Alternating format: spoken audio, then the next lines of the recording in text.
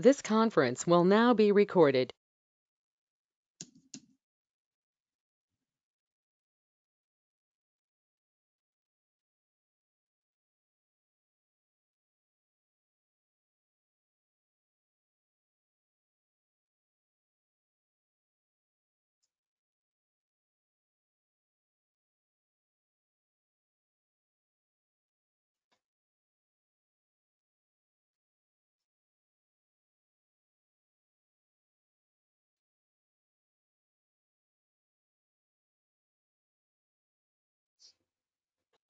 I'd like to call to order today's Planning Commission meeting. It's Thursday, April 8th. At this point, before we have the opening comments, I just want to remind folks that are online or virtually attending this meeting to unmute your microphones before you attempt to speak. If you don't, then we're not going to hear you, and we may not see your lips moving either. So if you could remember to unmute your mics. And then secondly, for those of commissioners that are in the chambers, if you would be sure to speak into the microphone so that comments can be easily picked up for our minutes. And with that, I'd like to have the opening comments, please.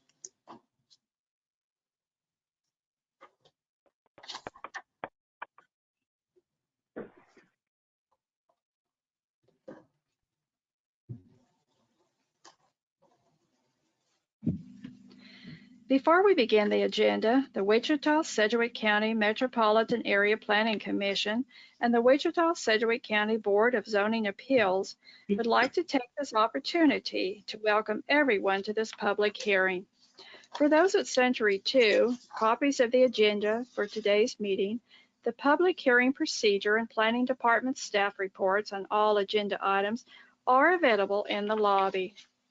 The Planning Commission's and the BZA's bylaws limit the applicant on a zoning, subdivision, or variance application and his or her representative to a total of 10 minutes of speaking time at the start of the hearing on that item, plus up to 2 minutes at the conclusion of that hearing. All other persons wishing to speak on agenda items are limited to 3 minutes per person. However, if they feel that it is needed and justified, the chairman may extend these times by up to 2 minutes. All speakers are requested to state his or her name and address for the record when beginning to speak. When you are finished speaking, please share your name, address, and the case number on the sheet provided in the room or the GoToMeeting comments box. This will enable staff to notify you if there are any additional proceedings concerning that item. Please note that all written and visual materials you present to the Commission and the Board will be retained by the Secretary as part of the official record. If you are not speaking but you wish to be notified about future proceedings on a particular case, please provide your contact information to the Planning Department. The Planning Commission and the Board are interested in hearing the views of all persons who wish to express themselves on the agenda items. However, we ask that all speakers please be as courteous and concise as possible and avoid long repetitions of facts or opinions which have already been stated. For your information, the Wichita City Council has adopted a policy for all city zoning items. A copy of this policy is available from the planning staff. The City Council relies on a written record of the Planning Commission hearings and does not conduct its own additional public hearings on these items. The decision of the BZA is final. Any appeal of a decision of the BZA is to district court.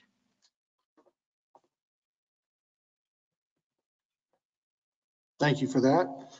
One more piece of business. I'd like to introduce Deborah Foster.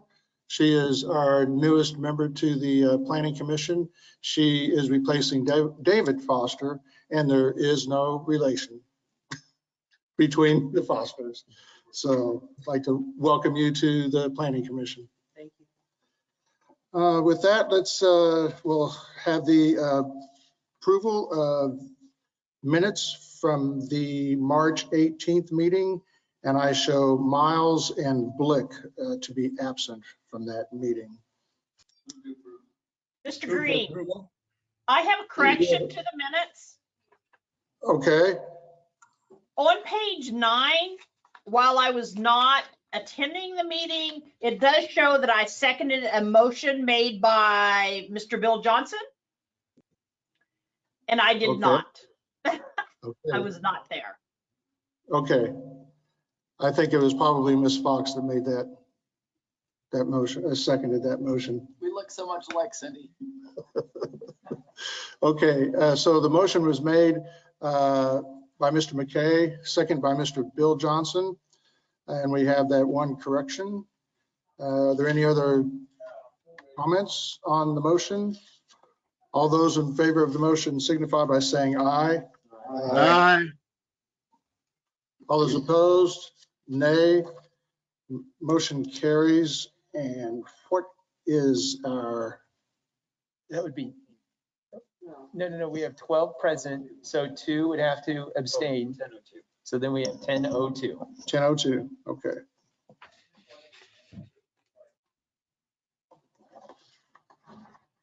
Okay, moving through the agenda, we have item subdivision item here, subdivision 21-0009, one-step final plat for Buffalo Grove addition. I will say that we did receive an updated copy of that plat, the revised plat that shows the Reserve A that was not shown on the previous plat. We all received that in an email today. So is there anyone on the commission that would like to hear this plat?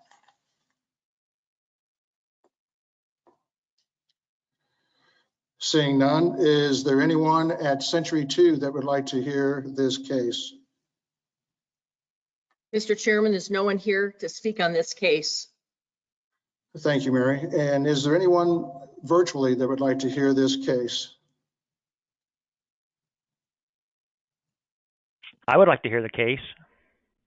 Okay, we will do that. And I need to find out if the agent or applicant for this case is online.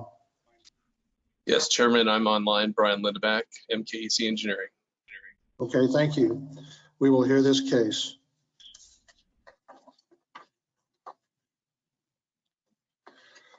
Moving on to our vacation items, we've got vacation 21-00011. It's a city vacation of ingress egress, approximately 740 feet south of Harry and on the west side of Greenwich Road. Is there anyone on the commission that would like to hear this case?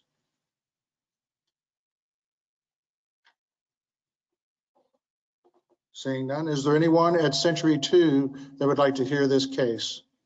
Mr. Chairman, there's no one here at Century 2 for this case. Thank you. And is there anyone virtually that would like to hear this case?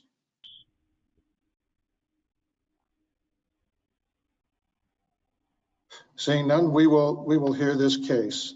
Or we will not hear this case. We'll take this on consignment. Consent. Thank you.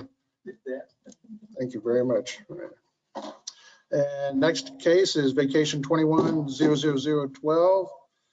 City vacation of platted utility easement located one quarter mile south of Kellogg on the west side of Ridge Road. Is there anyone on the commission that would like to hear this case? Commissioner Green, I just have a question after you go through everybody. Okay. Is there anyone at Century 2 that would like to hear this case? Mr. Chairman, there's no one here for this case. Thank you. And is there anyone virtually that would like to hear this case?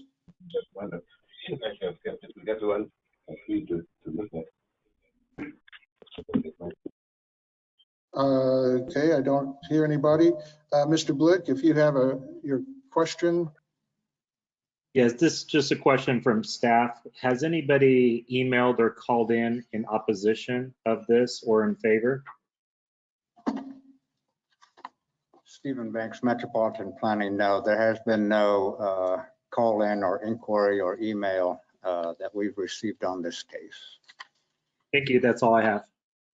Okay, thank you. Mr. Chairman, I would move that we approve 11 and 12. Okay, do I have a second? Second. Been moved by Mr. Joe Johnson, seconded by Mr.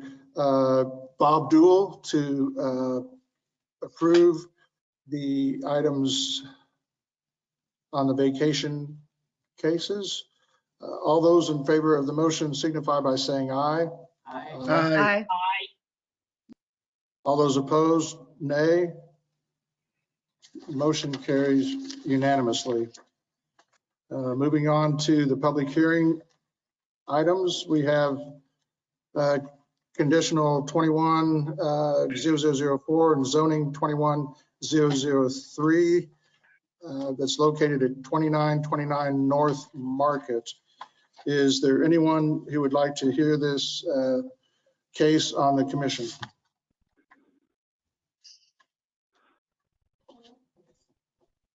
You would? Okay, we will hear this case. And I need to find out, is the agent or applicant present for this case?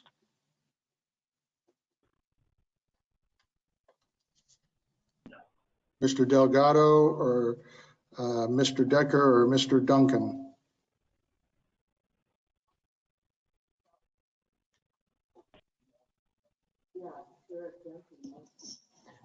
Mr. Chairman, I've been informed that we assisted the gentleman, what was this, Mr. Decker, to get on, oh, Duncan, excuse me, to get on earlier, but I do not see him listed on the attendees. We will call him and see if we can get him online here shortly. Okay.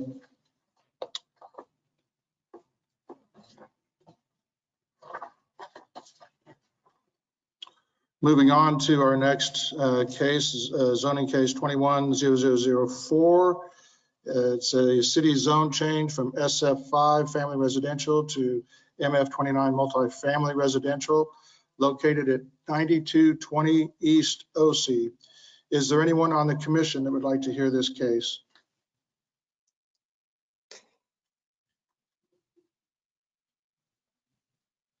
Hearing none, is there anyone at Century 2 that would like to hear this case? Mr. Chairman, there's no one here for this case today. Okay, thank you. And is there anyone virtually that would like to hear this case?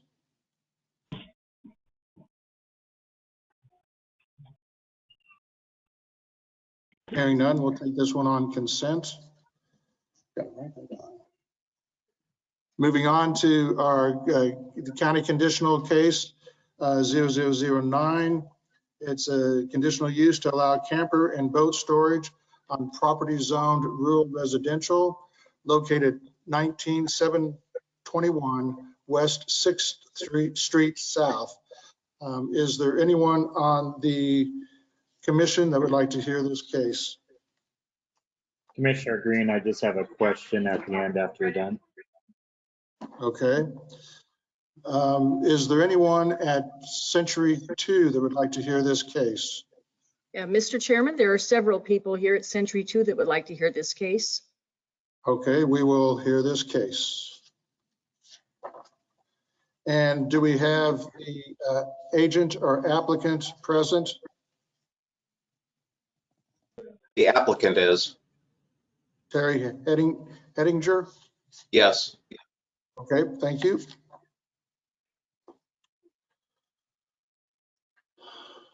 Moving on, we have a conditional use 2021-00010 located at 6121 North Fairfield. It's a conditional use for an accessory apartment with an existing garage storage building. Is there anyone on the commission that would like to hear this case?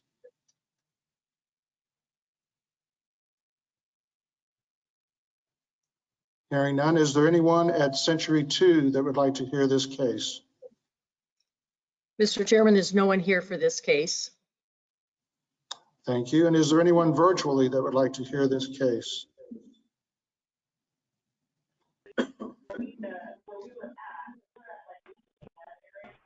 Hearing none, we'll take this on consent.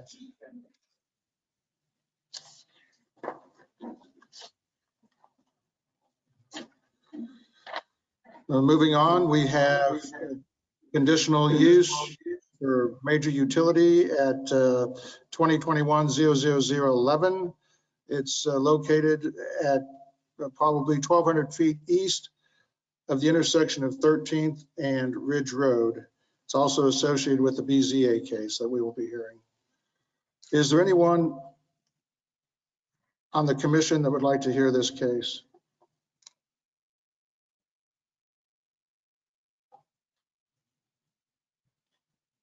Hearing no one, is there anyone at Century 2 that would like to hear this case? Mr. Chairman, there's no one here for this case. Thank you. And is there anyone virtually that would like to hear this case? Representing the property owner, so, but John went down there, so that's where she's at, so. This is for the, yeah, could you identify yourself, please?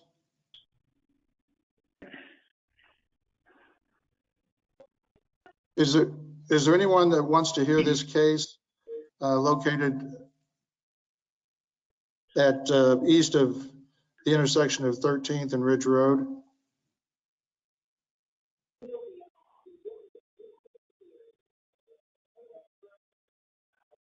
Hearing none, we'll take this on consent.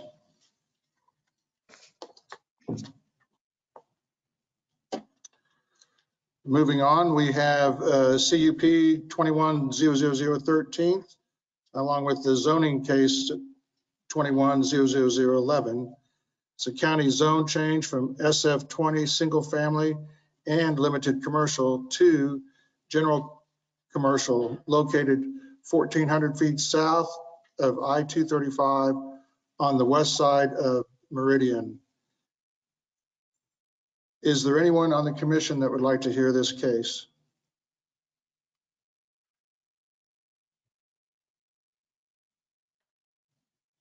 No. Is there anyone at Century 2 that would like to hear this case?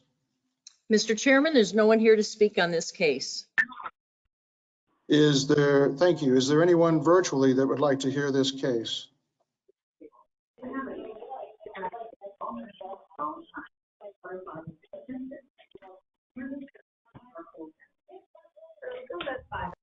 Hearing none, we will take this on consent. Mr. Chairman, Yes, you had questions, didn't you? this is Scott Wadle. We do Oh. have one quick staff comment or update Okay. on that case. All right.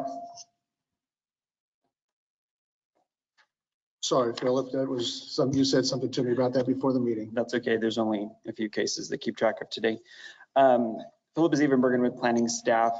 Just an update on your staff report. You have a copy of it in front of you. We had a staff discussion this morning. If you go to page 4 under the recommendations, the very first condition of approval, which would require the zone change perfection to wait until the submittal of the final plat. That's an antiquated condition of approval. We do have a policy that was enacted in 2016 that basically separates zoning from platting.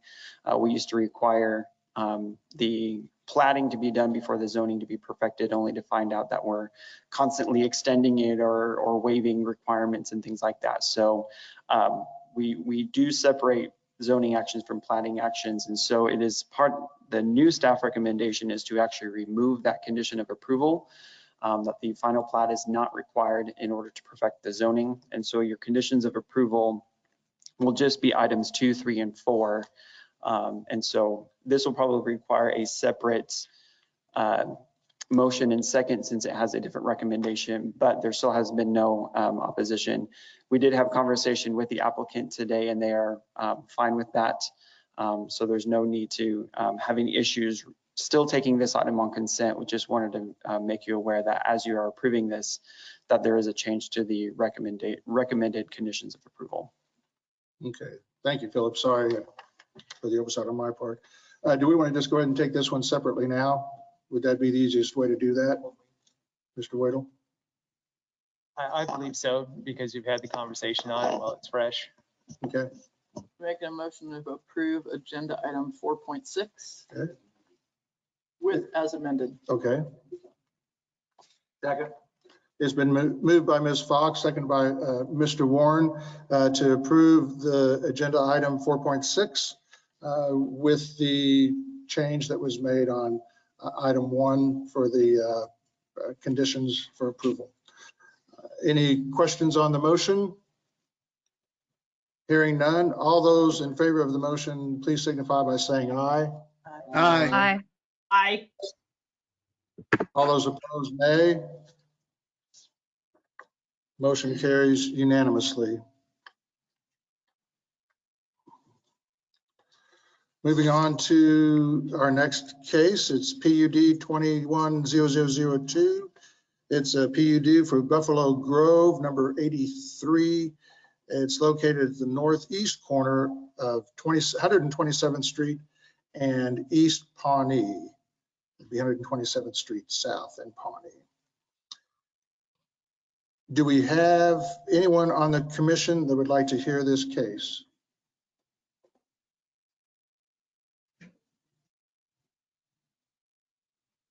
Hearing none. Do we have anyone at Century 2 that would like to hear this case? Mr. Chairman, there's no one here to speak on this case. Thank you.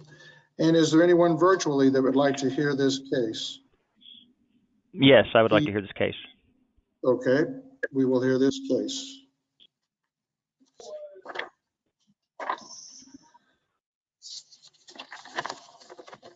Mr. Chairman? Yes. Scott Wadle again. I just want to confirm that we spoke with the agent for case 4.1 and they are at Century 2. Okay.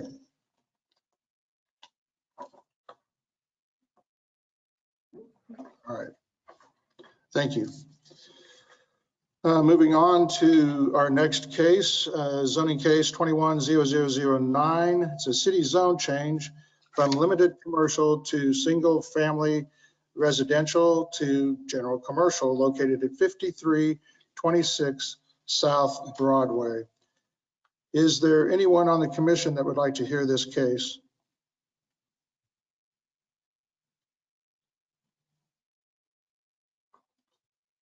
Hearing none. Is there anyone at Century 2 that would like to hear this case? Mr. Chairman, there's no one to speak on this case. Thank you. And is there anyone virtually that would like to hear this case?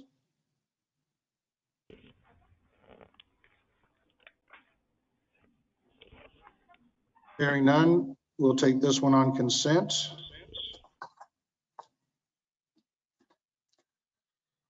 Moving on, we have zoning 210010. It's county rezoning from rural residential to single family residential, SF20. It's located at the southeast corner of 183rd Street West and West 4th Street North. Is there anyone on the commission that would like to hear this case?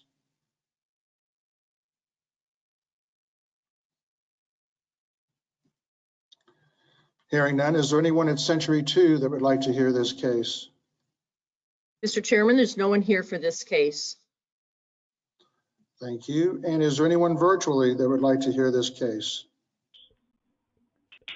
I would like to hear it. Okay, and is the agent or applicant for this case available online?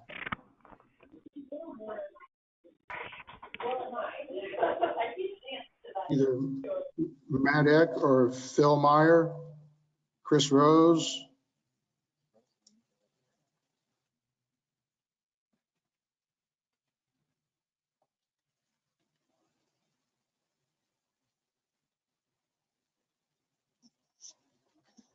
Mr. Chairman, we did see Chris Rose on earlier. We will reach out to see if we can get in touch with him. Okay. All right. Mr. Chairman, may I interrupt? Yes, you may. Would you confirm if item number 4.1 was going to be heard, as I have people who've arrived after that was called? Yes. Yeah, we're planning on hearing that.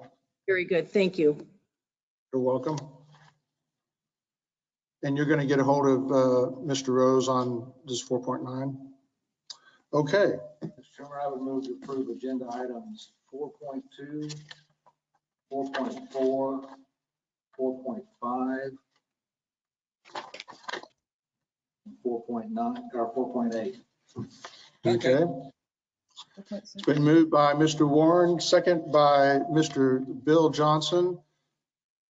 Are there any questions on the motion? Hearing none. All those in favor of the motion, please signify by saying aye. Aye. Aye.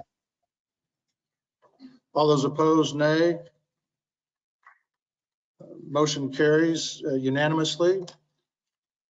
And at this time, I'm going to recess the MAPC meeting and open up the BZA meeting. First item on our agenda for the BZA meeting is the approval of minutes. And I show Joe Johnson to be absent.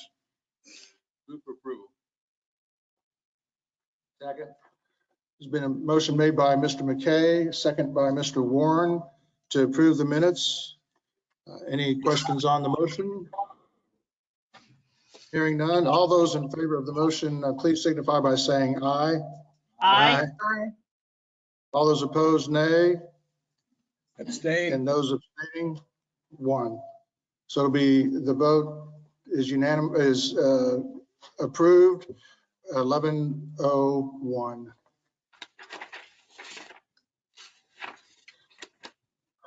First BZA case that we have before us today is 0009. It's a county variance to reduce the front building setback from 85 feet to 70 feet, generally located on the south side of 95th Street South and 1/2 mile of East Webb Road. Is there anyone on the commission that would like to hear this case? We will hear this case, Mr. Warren. Moving on, BZA 2021-00010. It's a county variance to allow a 9-foot masonry screening wall for a utility major located approximately 1,200 feet east of the intersection of 13th Street and Ridge Road. It is also associated with conditional case 2021-00011. Is there anyone on the commission that would like to hear this case?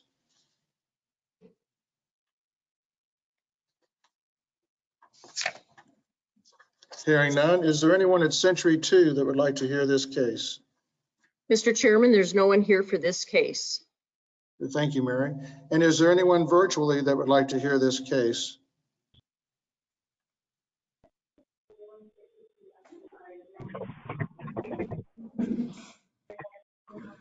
Hearing none. There were some questions about the retaining wall and the need for landscaping in front of that retaining wall. Is that something that we want to discuss before we vote on it? You certainly have that option, and we can certainly provide that information. You bet. Okay.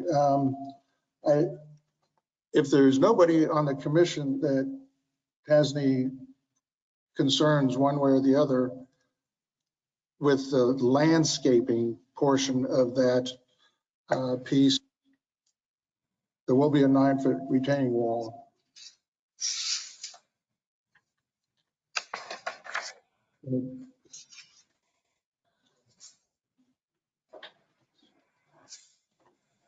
Staff wants to bring something to our attention. The issue with the landscaping was that they requested that the applicant requested a waiver of the landscaping. West 13th Street is an arterial, and they requested a waiver of the landscaping due to maintenance issues or whatever. Also, the electric wires that will be coming out of that substation but there is options for landscaping that would not present issues for being able to maintain and service the electrical lines. Okay. Does anyone on the commission have any feelings one way or the other? Can we request that they provide some shrubs, low height shrubs? We to at least can break up the do wall? just about anything that we want along those lines. Mr. Chairman, if there's interest in having that discussion, perhaps that'd be a good item to hear, and then you can hear it after the first item. Yep, I agree. We'll do that. We'll take our first BZA case here. Looks like Matt Williams will be presenting case number 0009. Good afternoon, everybody. This is BZA 2021 number 9. The applicant is seeking to place an accessory structure in front of their primary structure and reduce the building setback along a section line road on property zoned rural residential.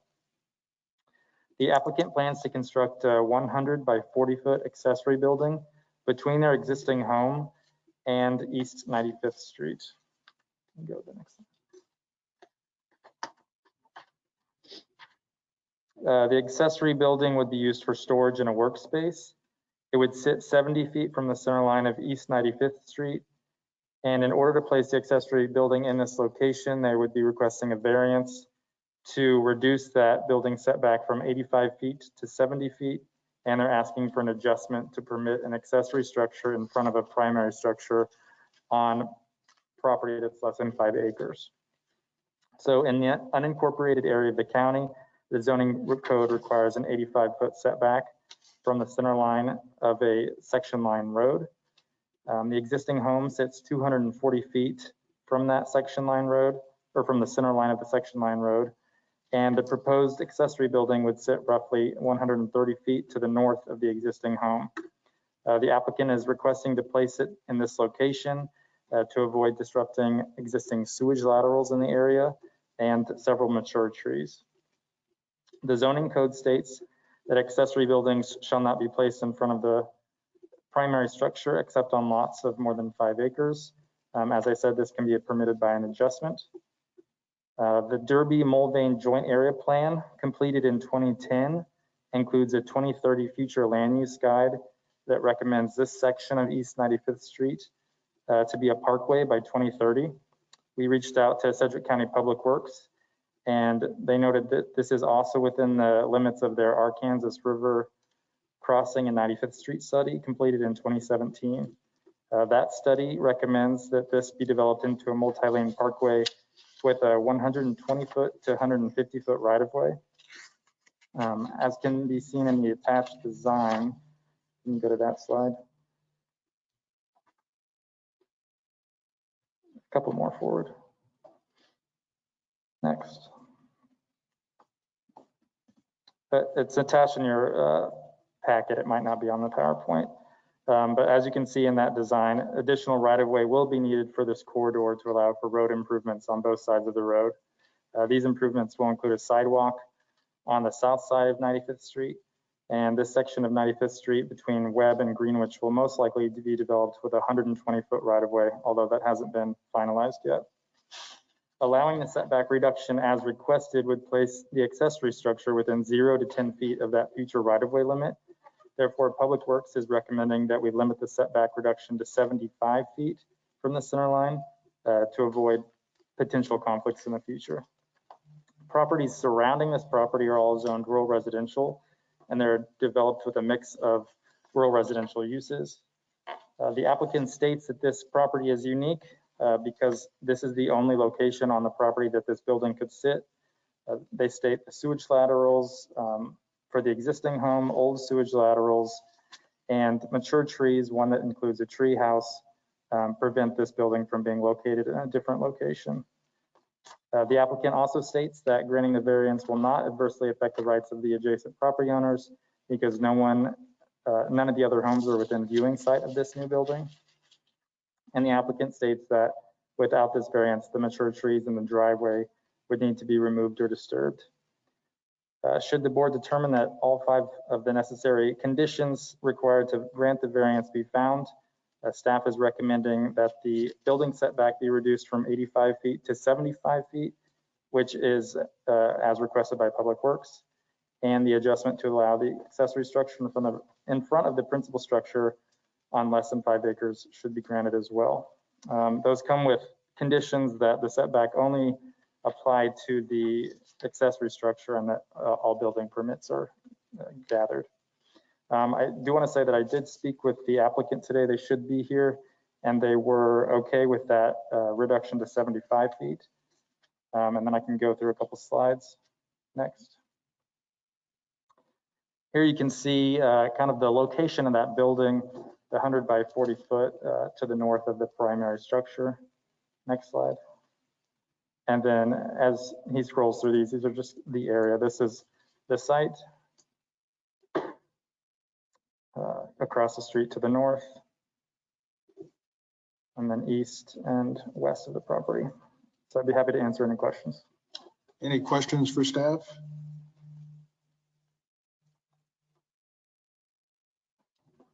Hearing none. Is there anyone at Century 2 that would like to speak to this case? Mr. Chairman, there's no one here for this case. Okay, thank you. And do we have the agent or applicant online?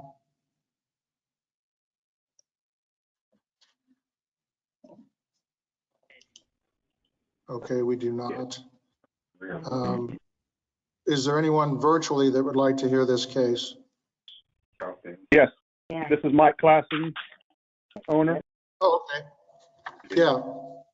Yeah, Mike Klassen, would you please state your name, address, and you have 10 minutes to present your case.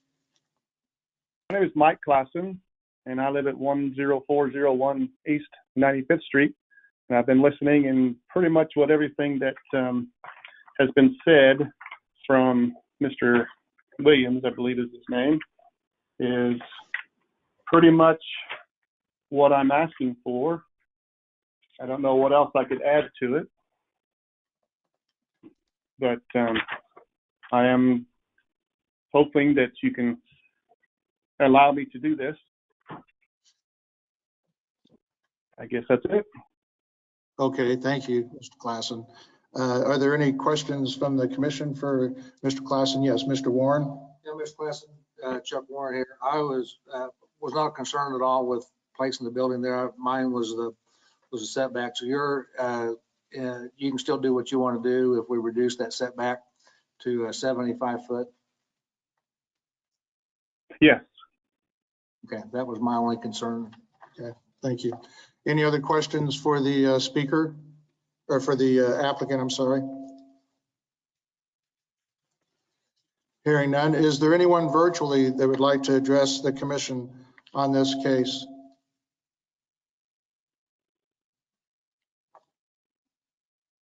Hearing none, we'll bring it back to the commission for action. Move to approve with a change of from 70 to 75 foot setback. Take the recommended action. Okay. Second. Do we have a second? Okay, the second was, the motion was made by Bill Johnson. The second was by Cindy Miles to take the recommended action. Is there any discussion on the motion? Hearing none, all those in favor of the motion signify by saying aye. Aye. All those opposed, nay. Motion carries unanimously. Next up, we have BZA 2100010. Good afternoon, Commissioners. Kathy Morgan with the Planning Department. Will you go to the site? Okay, you have the site plan. Go to the pictures if you would, please. Okay, go back. I'm sorry. Okay, so the applicant is requesting that they'll be allowed to build the screening wall, the 9-foot screening wall on the property line. And that the other thing is that it is 9 feet. Its code allows 8 feet, but 9 feet is a standard policy of Evergy. And then the other request was to waive the landscaping along 13th Street. So if you could go to the photos. Okay, so this is looking at the west side of the street. That's or west side of the site. That's Spinnaker Cove that you can see there in the background. Next, this is across the street at the looking at the athletic fields there associated with Sedgwick County Park. Next, there's the athletic field. Next, this is looking south at the site. You see, I can't remember what creek that is, I'm sorry. But there is a floodway there that the city maintains or is under control of the city. Next.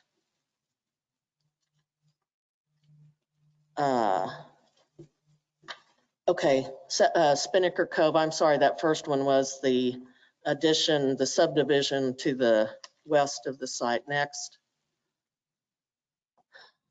Country Acres. Next. Oh, go back. Go back one, please, to where we're looking south at the site. So as you can see, there are power lines there. I don't know how much of the existing trees or whatever will have to be removed. There was discussion about the landscape ordinance requiring one tree for every 40 feet and then potentially some shrubbery. Evergy did not want that under their lines, but there's potential to put it closer toward the screening wall and keep it out of any kind of issues with maintenance of the lines, service of the lines, that type of thing.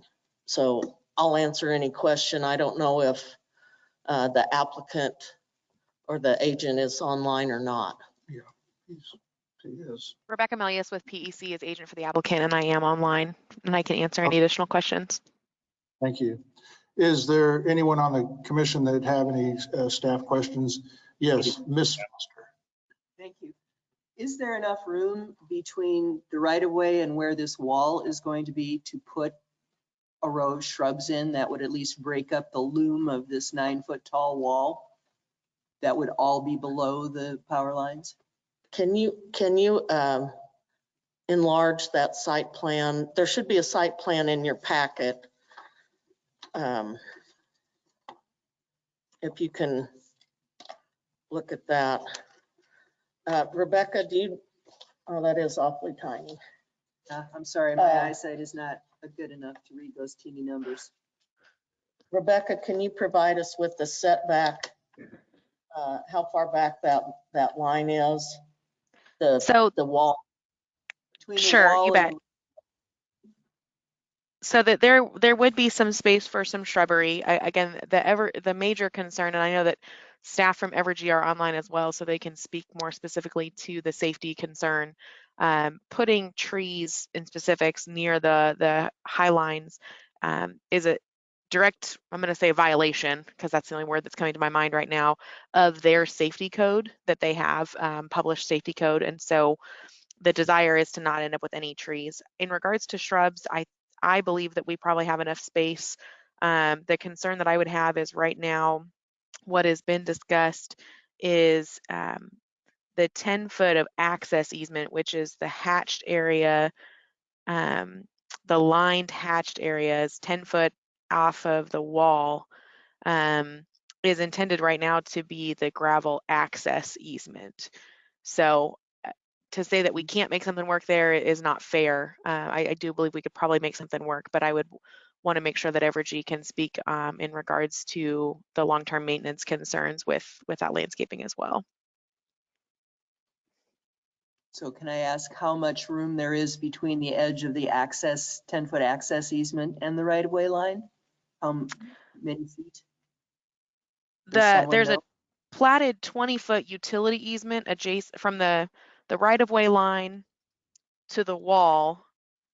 There is 30 feet. 20 foot of that is utility easement. There are water line and other major utilities that run through that. And then the 10 foot of that is the gravel access. So basically the entire space is either a utility easement with utility lines under it or the access, gravel access easement. Yes, ma'am. Okay.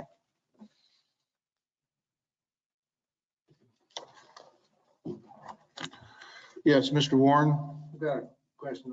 Our policy, and this might be a long, not necessarily a change that we need to make today, or we'll want to change, but from a permanent standpoint, our policy is 8 foot, averages is 9. Are we going to come in conflict every time? Is there a reason why we can't change our rules to? Not that I'm aware. JR, could you address that, please? What would that process be? On the fence height. Good afternoon, J.R. Cox, Metropolitan Planning. For the record, could you restate the question, please? Well, our rules say maximum 8 foot height fence. Averages policy is 9 foot. Sounds to me like we're going to come in conflict every time we have a power station come up. I would say if they're putting the wall or the fence within the setback, that would be true. And in most power stations, they probably will. It would take a code change. That's a basic code requirement. So you can have up to 8 foot in a setback. Beyond that requires this action. So, but the answer is yes, the code possibly could be changed. And as we move forward over the next year or so, looking at possible code changes, I think we can look at that. Question for the commissioners, is that something we want to do, or is the way we do it now the way to go? Mr. McKay? For utilities, this thing here, I would not want it to be passed on any of them like that. I would point out, I don't think we have a whole lot of substations that come in. Doesn't mean we won't, but I don't know that we do. But what the commission directs, we can look at. And yes, Mr. Wadle. Mr. Chairman, if it helps, this also could be an item of discussion for the Advanced Plans Committee. And maybe we could come up with, see if we could identify the number of substation applications that we've received and projects we've reviewed to kind of give you some numbers to see how frequently this comes up. Okay. All right. Yeah, thank you for that. So we come back to the issue of, is there space or no space for shrubs and bushes there on the 13th Street side of this wall? Well, with the utilities in that 20-foot easement, and then they're 30 feet from the property line. There's a 20-foot utility easement that has water and sewer in it, and then the 10-foot access around the screening wall for the substation is going to be gravel. That's So, what staff yeah, so that kind of, recommended with the waiver. right, okay. All right, Commissioner Green, I have a question. yes.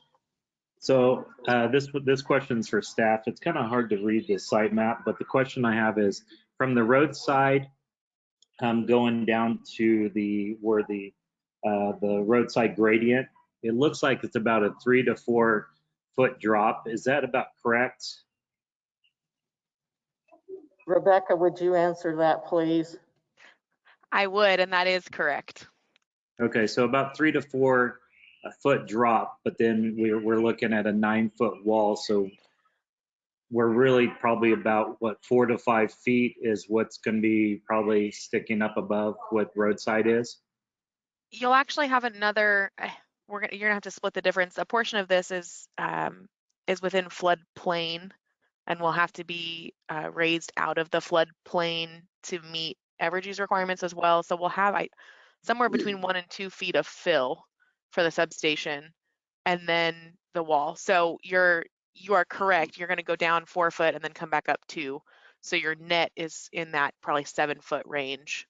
And if with this picture that you see on the screen right now, that perspective is a good one because that pole, it'll probably split the difference on that pole for where that masonry wall will be that has the wayfinding signs on them. Gotcha. That helps me out. I really appreciate it. Of course. Okay, well, I know that we've kind of backed around this case with protocol on when people are to speak and timing and all this kind of stuff. So are there any other questions of staff at this point? Hearing none, now I know we have the agent online, Rebecca Millies. Could you state your name and address for the record? And you have 10 minutes to have any additional comments that you might want to make. Of course. Thank you, Chairman. My name for the record is Rebecca Melius. I am the agent for the applicant. My address is 303 South Topeka with Professional Engineering Consultants. First off, I just want to thank everyone for reviewing this case. As it notes in staff report, this is a pretty critical substation for the development of the Northwest Water Treatment Plant project. And we are working hard to make sure that it is compatible and as nice looking as possible. If you've been to any of the recent substations, as ugly as they can be, Evergy is really working hard to make these blend a lot better in the community with some really nice looking masonry walls that are stone cast. And so that is the intent for this project. As I mentioned, there's going to be some grading work that's going to have to be done for that construction. And then as staff even recognizes, the surrounding area to the south has some long-term development potential as it is all city owned. So we think it's going to obviously not be the best fit, but we think it's going to be a good fit, and it's really critical for this project. So we're happy to answer any questions that you might have. Do we have any questions, any further questions for the agent? Hearing none, thank you, Rebecca. Is there anyone at Century 2 that would like to speak to this case? There's no one here to speak on this case. Thank you, Mary. Is there anyone virtually that would like to address the commission on this case?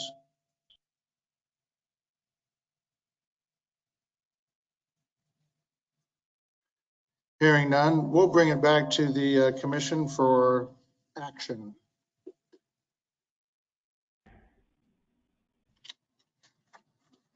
Yes, Mr. Warren. I would move to approve per staff comment with the recommendation that the applicant come up with a plan for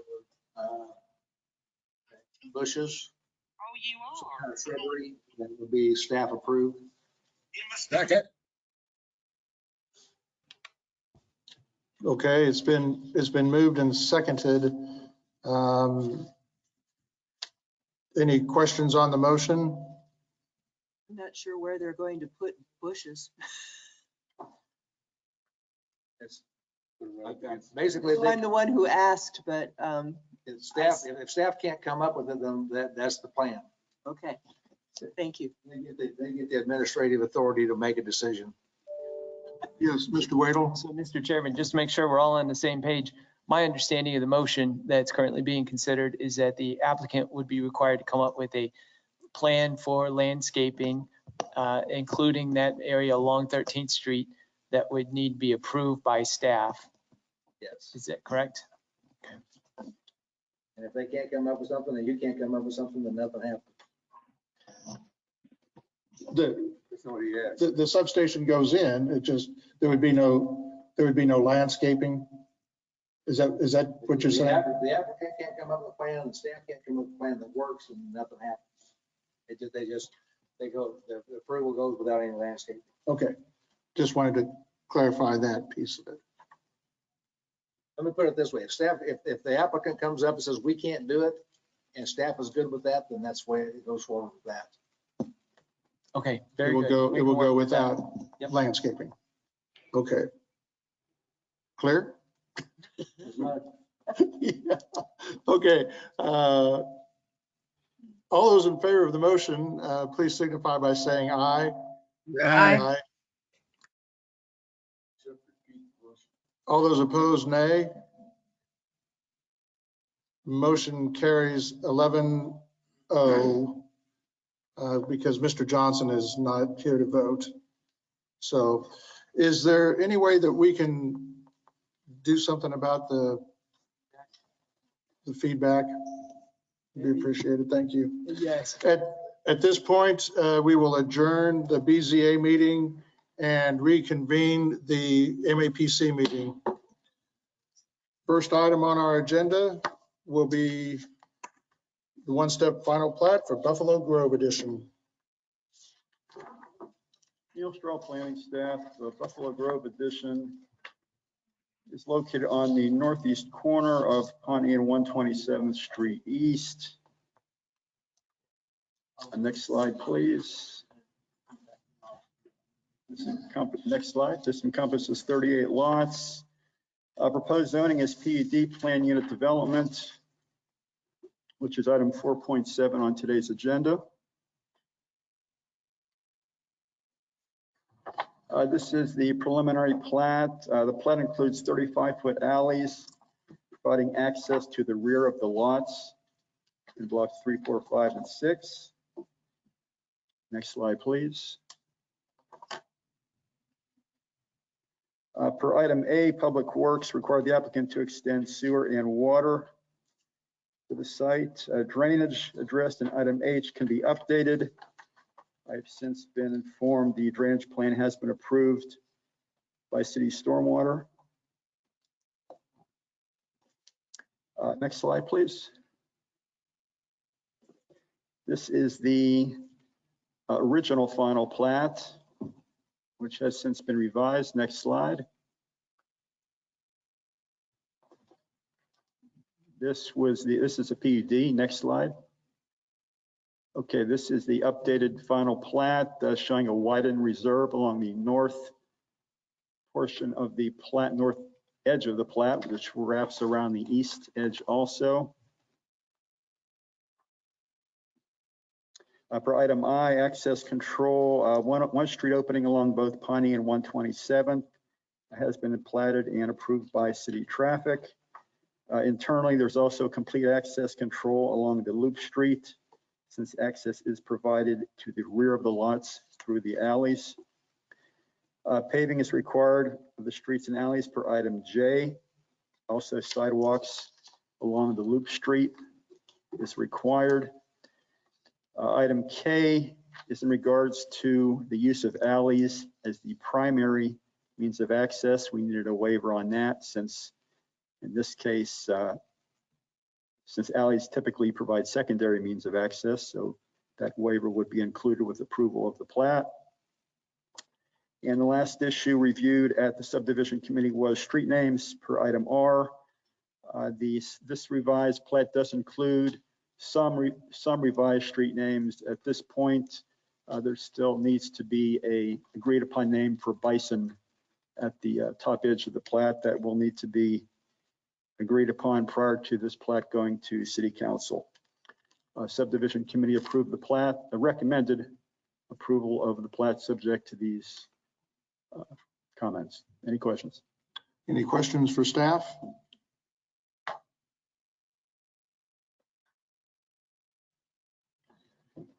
Hearing none. Do we have the agent or applicant? And if you could state your name and you have and your address, and you have 10 minutes. Brian Lindeback, MKDC Engineering, on behalf of the owner and applicant, 411 North Webb Road. We are in agreement with staff comment, and we will get the street name issue sorted out very soon. Okay, thank you. Any questions for Mr. Lindeback? Hearing none. Do we have anyone at Century 2 that would like to speak to the commission on this case?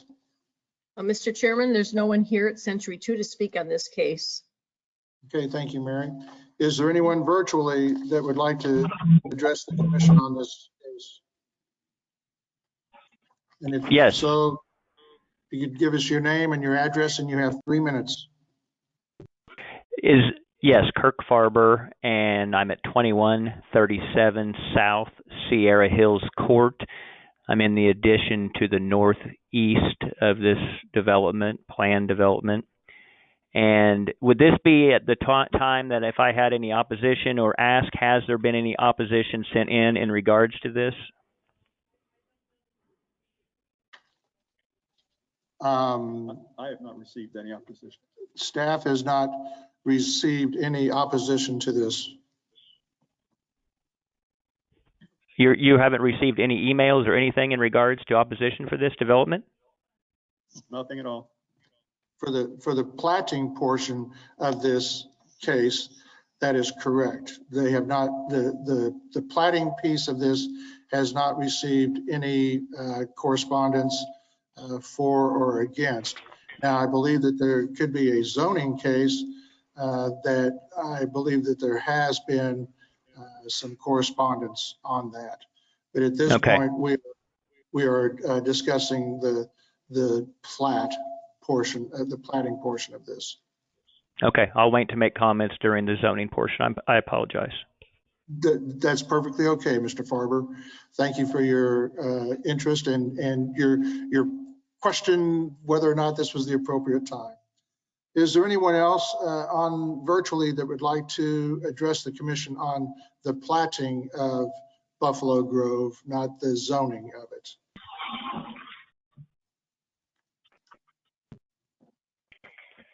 This is Kelly Lausch, 2159 South Sierra Hills Circle. I do have a question as to the timeline of how this process works.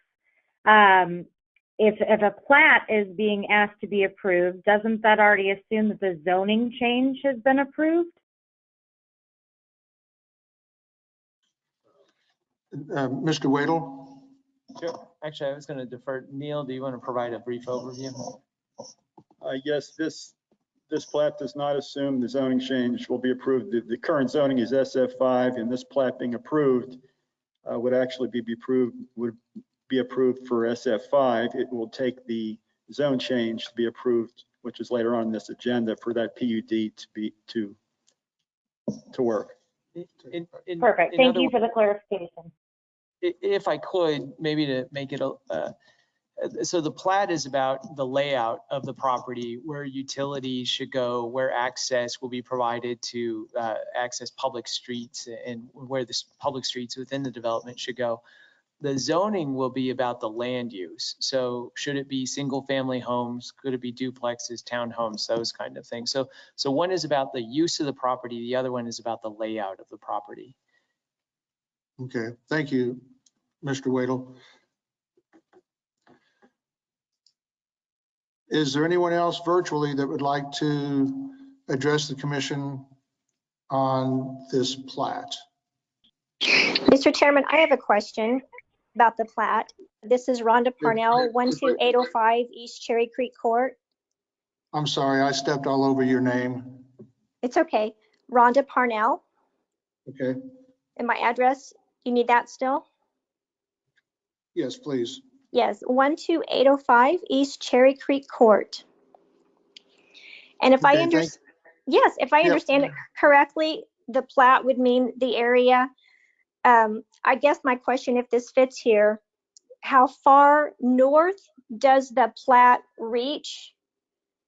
If that makes sense, does it come all the way basically to my property line? Okay, we will.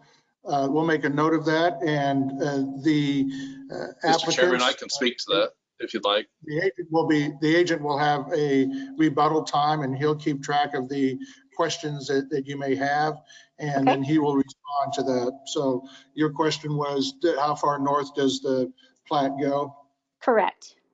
Okay. Thank you, sir. You bet. Is there anyone else virtually that would like to address the commission on the platting of this property?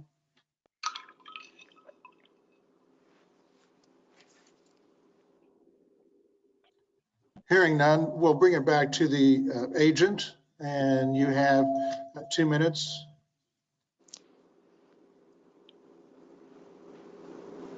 Again, Brian Lindeback, MKC Engineering. I'm trying to get this distance right here for to answer that last caller's question.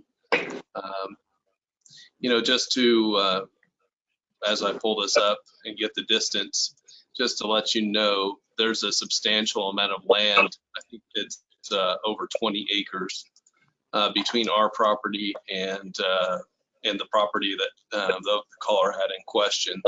That property is owned by the Catholic Diocese, and it is roughly about 1,000 feet north of our property line.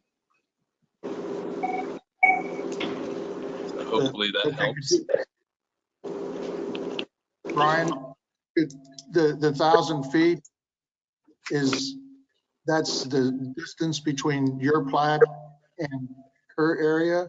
That's correct. About 1,000 feet. I can get more precise if you'd like. I can pull up the CAD drawing and get a better dimension on that. But I think for our purposes here with the platting, I think that's probably a sufficient answer. Okay, thank you very much. Is there any other questions for the agent?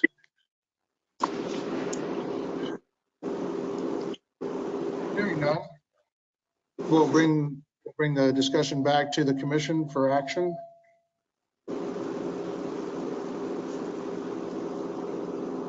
I move that we approve the plat per staff comments.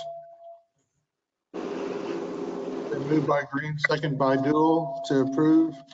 Are there any questions to the motion?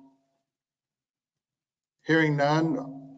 All those in favor of the motion, please signify by saying aye. Aye. Aye. All those opposed, nay. Motion carries unanimously.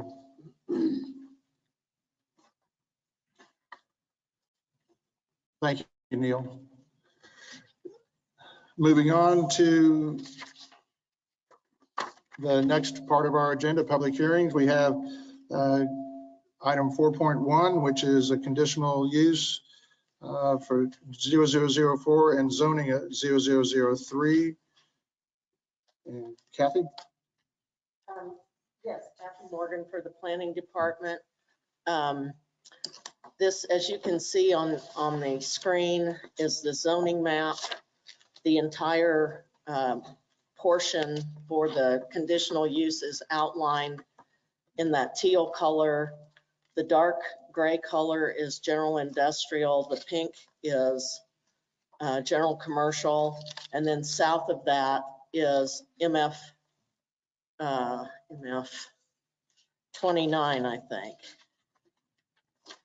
B, sorry, thank you, JR, is B multifamily. So the applicant had requested that the general commercial be changed to general industrial because they want to operate a storage impound yard there. There would be no stacking of vehicles. It would require screening on the south border where the GC is adjacent to multifamily. The multifamily there is really single family use. There are no multifamily structures in that area. Go to the next slide, please.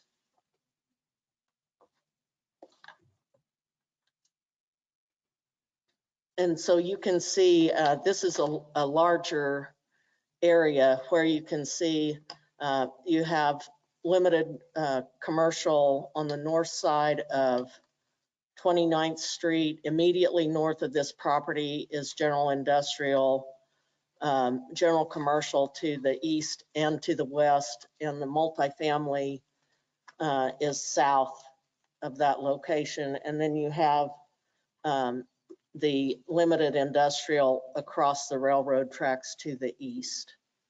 Next slide, please. And here is the aerial. There is an existing building on this site. What you have to the north is Palmer Auction House, and then to the west is Palmer Auction Storage Facility. To the east is grocery store. I think there's a liquor store there, and parking on that site. Next slide, please. This is your land use map. It is showing commercial activity, but not the heavy general industrial, and also potential for residential development there. Next slide. So what staff is recommending is that the general industrial zoning remain, and the part at the bottom, in order to provide a buffer to the residential to the south, remain GC, and allow the conditional use on the entire property for the storage impound lot. There would be no, this does not include sale of parts of wrecked vehicles. They won't be taking apart anything there. They'll have to comply with all of the regulations for environmental regulations. Let's see. What else do I want to tell you here? We did, as part of this designation that you're seeing on the screen, we've added a protective overlay that specifically states that lots 27 through 34 shall be limited to permitted uses allowed in the general zoning district and operation of a vehicle impound lot and wrecked vehicle storage lot. So this comes with a protective overlay to further ensure that GC doesn't get a more intensive use. And then you have the conditional use requirements. Screening along the south property line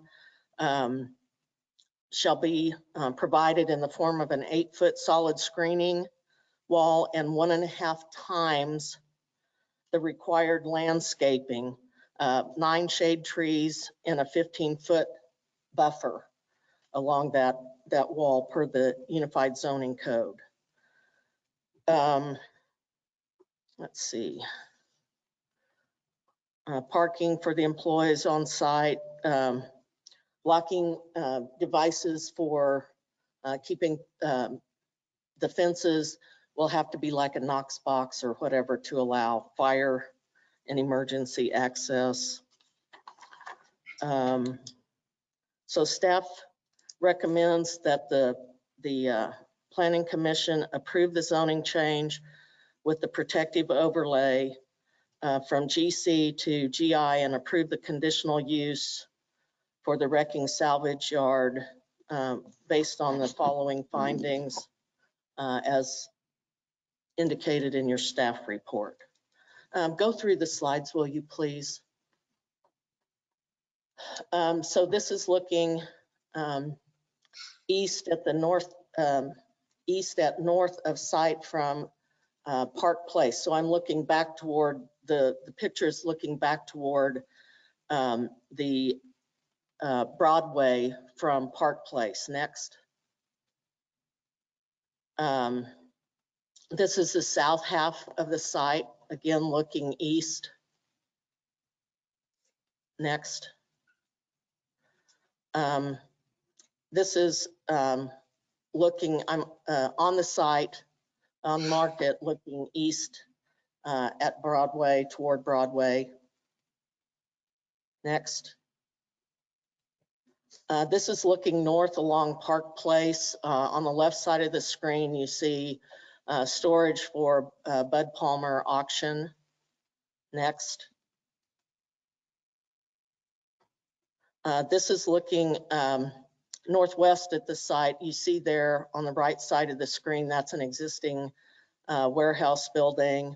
I don't know if the applicant is going to retain that or will be removing that. Next.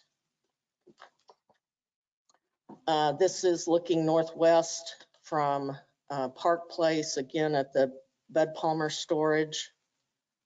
Next. This is looking southeast, just south of the site from Park Place. Next. More storage area to the west. Next. And this is looking directly at the middle of the site. You can see on the right-hand side the Palmer, or yes, the Bud Palmer auction house. Next. And then looking west at the south end of the site, you can see the residential along that tree row, and there is an existing wood fence there. Next. More of the storage on the west side of the subject site. Next. Okay. And Paul, I believe we had some pictures that the applicant submitted, and he may want to go through those himself. So I will stand for any questions. Questions for Kathy? Yes, Mr. Johnson. Now, Cassie, since this would have a conditional use on it, if any of the things that we required on that were not met at any time, then it's zoning goes away and they'd have to move this stuff. Right. Well, they would not be able to, the salvage yard would go away, the protective overlay would remain, but they could only operate those permitted uses in general commercial. Thank you. Any other questions for staff at this point? Hearing none. Do we have the agent or applicant? And if you could state your name and address, and you have 10 minutes. Mr. Chairman, we had reached out to him. Kathy Morgan had called them, and they'd indicated they were at Century 2. And the individual's name is Jared Duncan, is it correct? Yes, Jared Duncan. Mary? Okay, thank you. Hi, my name is Jared Duncan. We're applying for the zone change for the Park Place property. We're just putting in a simple tow yard. We're going to be at north side police impound. We're just applying for the zone change to abide by the state and city guidelines. There's going to be no dismantling of any parts, cars, any of that. It'll just be salvage storage. All vehicles will be in and out within 30 days. Everything will be auctioned off. There won't be any holding or selling of parts. I'm Bobby Decker. I'm Jared's partner in this deal. We plan on, we're going to put up privacy stuff on the fence. You know, it's supposed to be secure. There will be lights set up and security systems set up. Building will be painted, sign installed. You know, the property will be picked up to be a presentable business rather than just a storage facility. Okay. Do you have anything else you would like to add at this point? I don't. We appreciate it. Okay. Kind of hang around because there could be, you'll have an opportunity to speak again if it arises. And at this point, do we have anybody on the commission that have any questions for the applicants? I'm first on the deal. This would be for the commission right now with questions for the applicant, and then I'll open it up to public comment in a minute. Yes, Ms. Fox? Could you explain your plans for the buildings that exist on the property?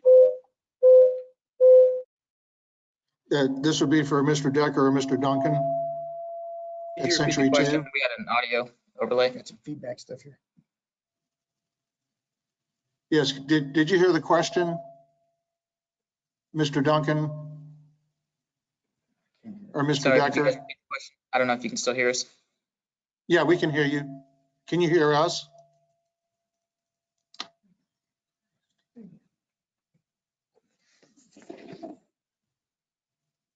Mary? Mr. Chairman, can you hear me? Yeah, we can hear you, but I don't think you can hear us.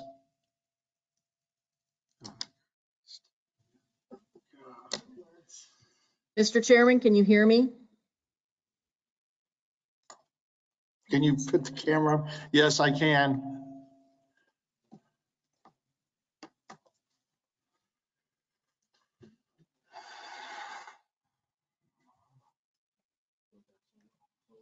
Gotta love technology.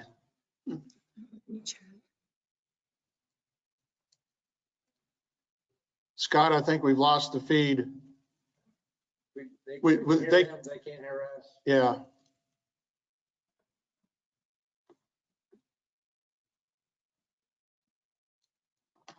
Look at all that, just disappeared.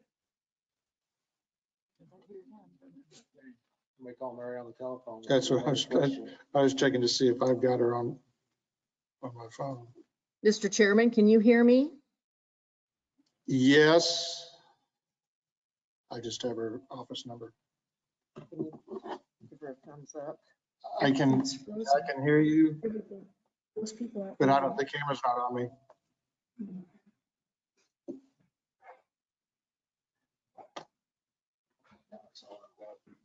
I just have her office number too.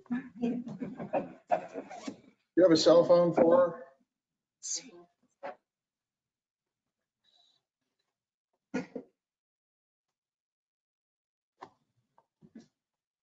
Mary, can you hear us? I think she's calling somebody. Yeah. Jared, we can hear you, but evidently you guys still can't hear us. No, we can't hear you guys. Tell her the screen's frozen. Can you hear me? You want me to talk on the computer or talk over the phone? We can hear you from the microphone. Can you hear us? No, we can't hear you guys. Yeah, you can't hear us. We can't, we still are not able to be heard. You guys can't hear us. No, we can't hear you. We're trying to fix the technical problem. Okay. You just want us to stand by and wait? Hold on just a minute and can you put Mary on your cell phone? Yep. Sorry. Kathy? Hey, Mary, this is Philip. Yeah, you think I should reboot here?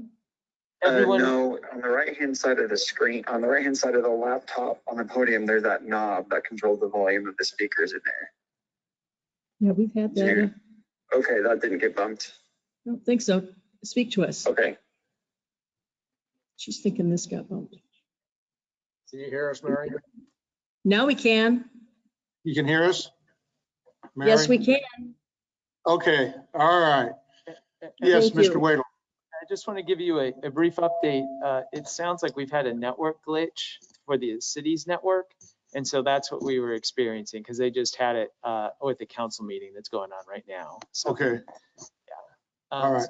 So it sounds like we're back in business. Okay. All right. So Ms. Fox had a question for the applicant, Mr. Decker or Mr. Duncan. Could you tell me your plans for use of the existing building on the site? The Will it building remain- is an office space. Could you repeat your answer, please? The building we plan to use as an office space. We're going to update the building and the signage and do some painting on the building. And it's just going to be an office space. Okay, thank you.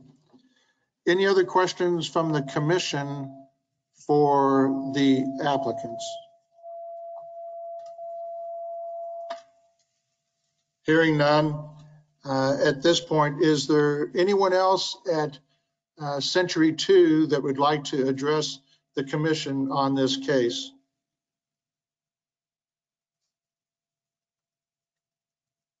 Mr. Chairman, I believe we have one person that would like to speak. Okay, if they could come to the microphone and give us their name and address, and you have 3 minutes. Joan Timmermeyer with Bud Palmer Auction, 101 West 29th Street North.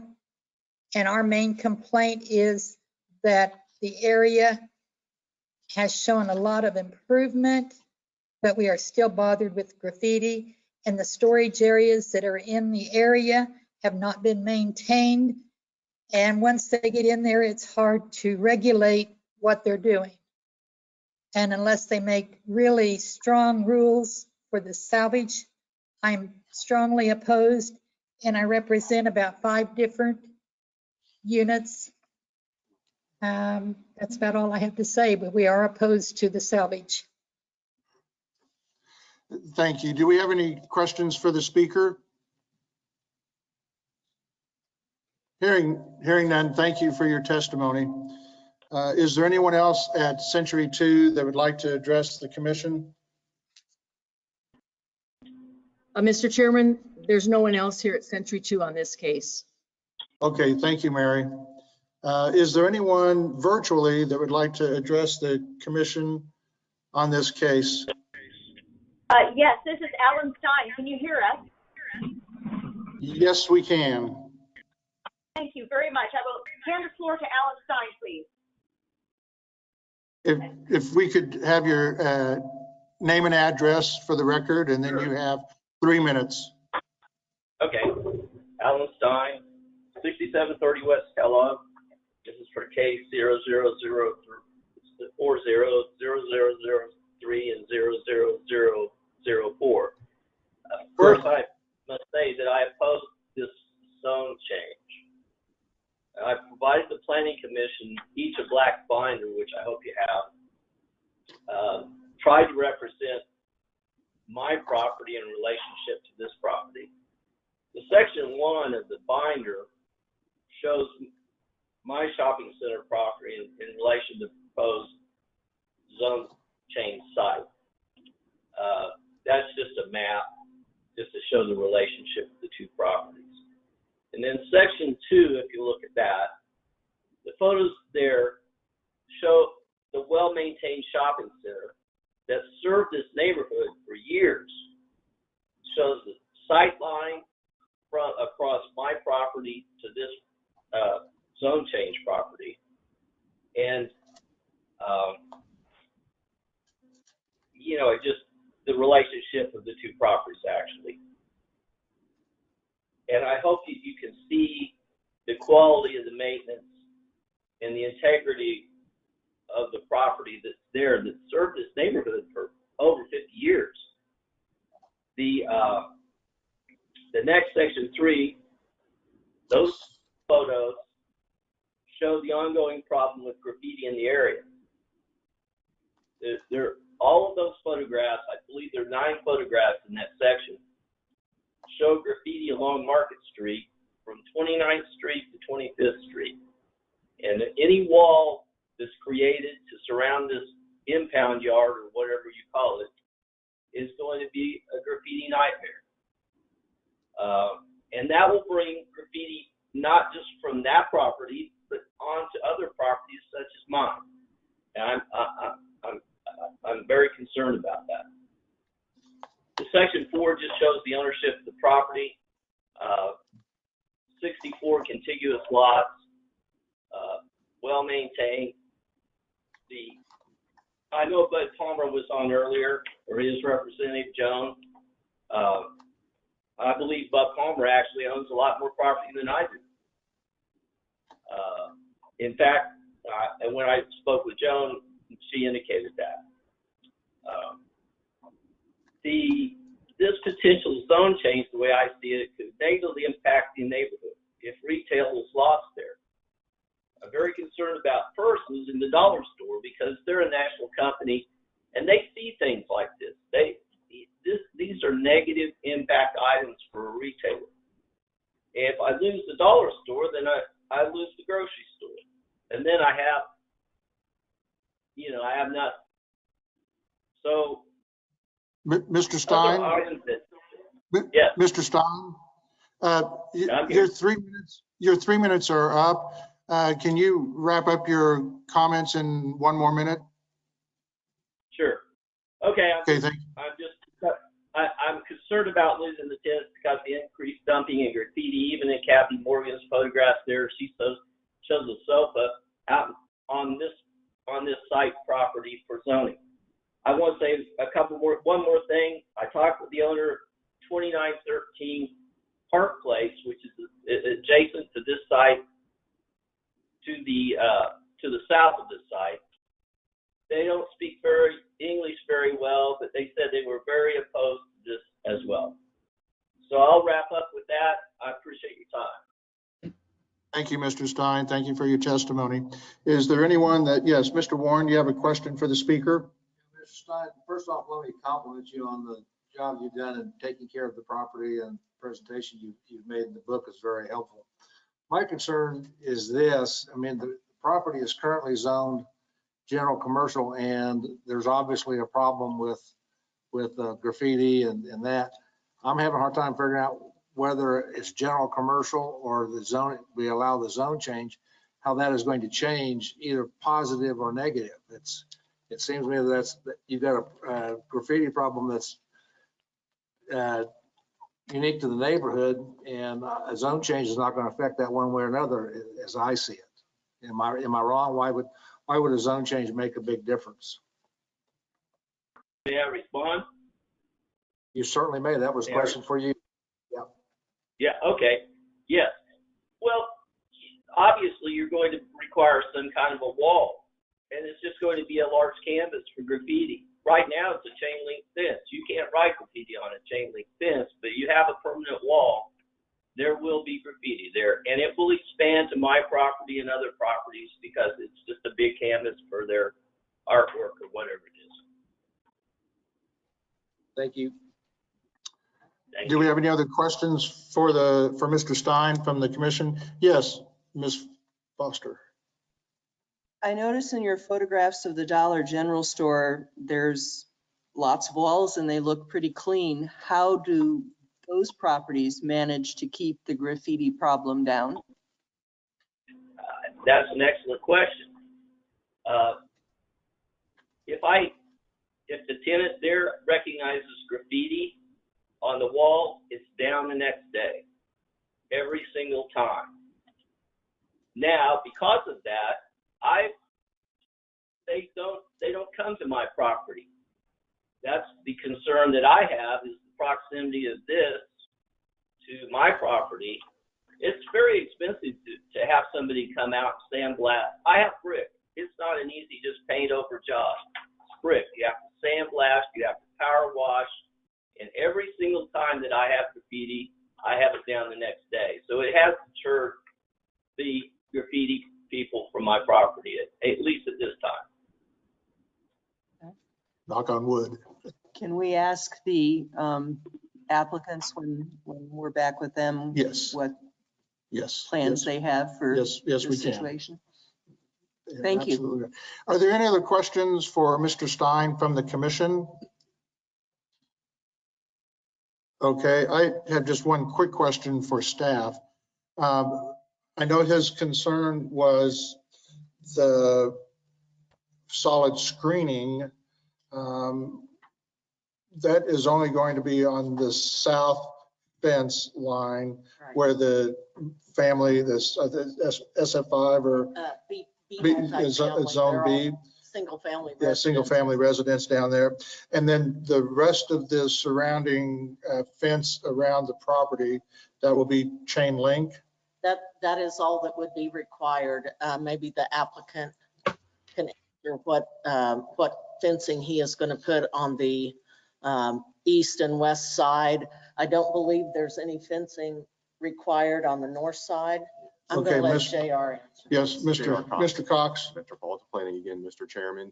Yes, there'd be solid screening required, as this is considered a salvage yard. So the storage aspect of this yard, there'll be screening essentially required on all sides to screen visually what's inside this yard. Solid screening around the Solid whole screening, property. not a wall. The wall is only on the south property line. Okay, but it will be solid screening as opposed to That's- just screening. That's Okay, correct. and then there'll be landscaping on that south also. Okay, all right, thank you. Is there anyone else virtually that would like to address the commission on this case? Yes, Mr. Chairman, I do.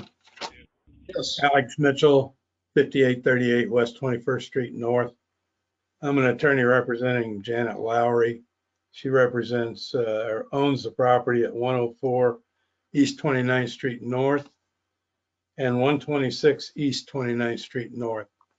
I also represent Robert Kretschmar, who owns the property at 29th and Wellington Place. Both parties object to this request. They consider this to be a blight on the neighborhood with junk cars, graffiti and whatnot, and they would object. Okay, thank you. Is there anyone on the commission that has a question for Mr. Mitchell? Yes, Ms. Fox. So just to clarify, Mr. Mitchell, the people you represent object to seeing the junk cars, but if there's a solid screening that you can't see the junk cars, are they still concerned? No, so long as there is adequate screening. Okay, not the chain link fence with little plastic streamers going through it, but a solid wall would work. Yeah. Okay, thank you. Thank you very much. Is there anyone else virtually that would like to address the commission on this case?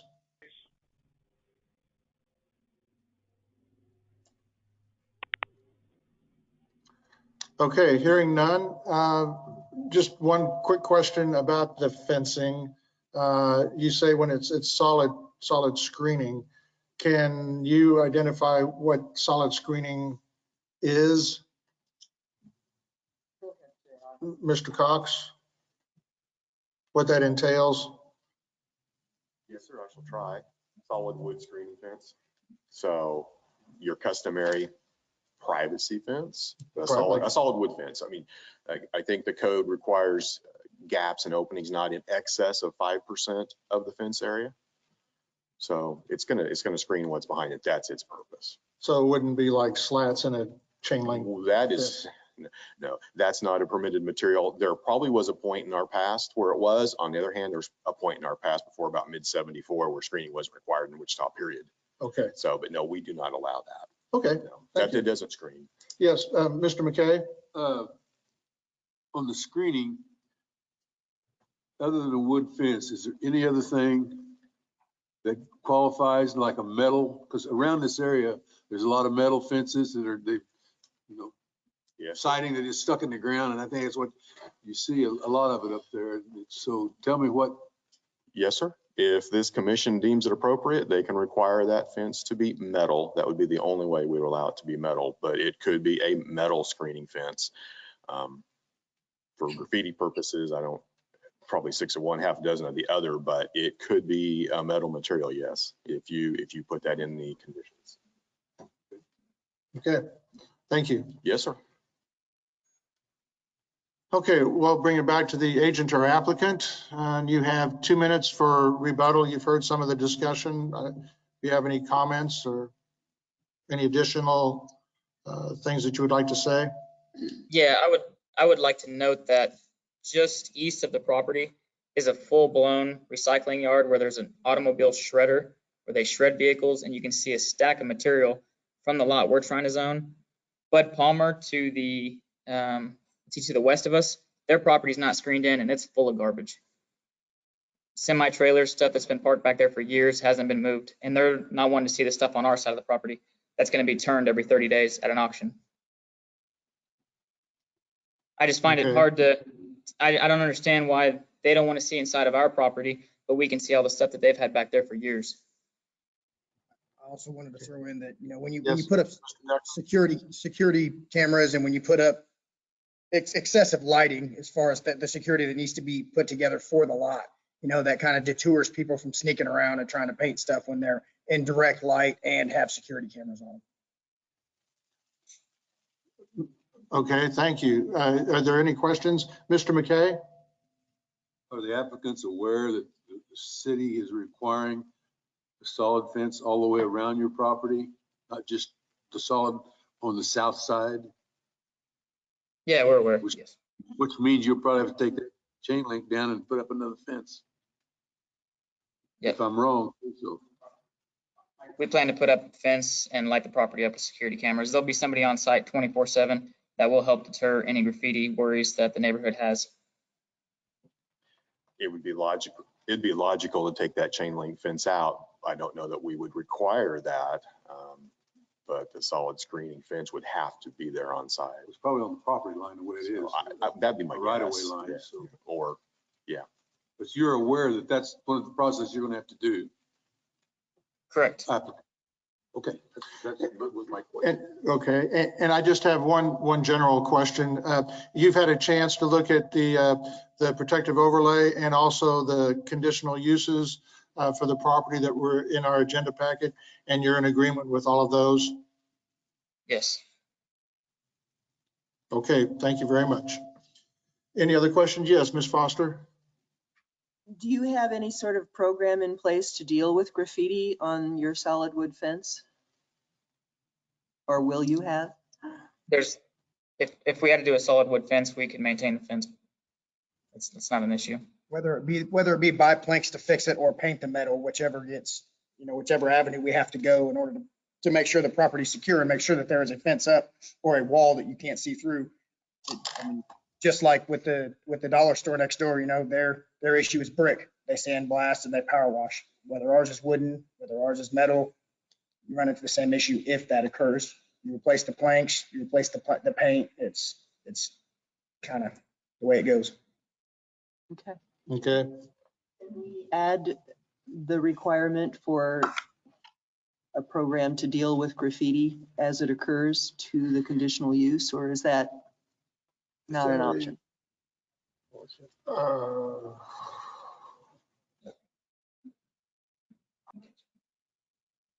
Could you repeat the question? And Zant is still with us. He can opine on that. My thought would be that that would be unnecessary, as the city code already covers the graffiti and removal of graffiti.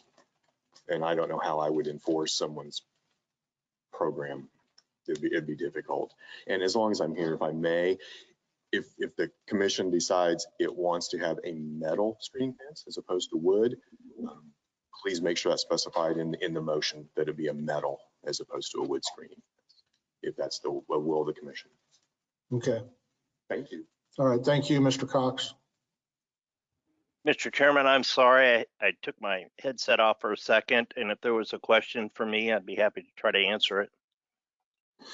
Yeah, Mr. Cox had a question concerning enforcing, or if we could have a condition in the uses that if there is graffiti on the fence, that they had to, that the applicant had to clean that up and make sure that it was gone. Is that basically what you're asking, Ms. Foster? Yes, and I realize that that's difficult to enforce. There would be time limits, there would be everything. But I don't know that this particular property and this particular applicant is going to be more or less a graffiti magnet than apparently the rest of the neighborhood is. So I don't, on further thought, I don't know that there's any reason to try and include a special aspect about graffiti in the conditional use. Okay. All right. Mr. Chairman, there is an ordinance pertaining to that, and it all Jeff, stems we from. can't hear you.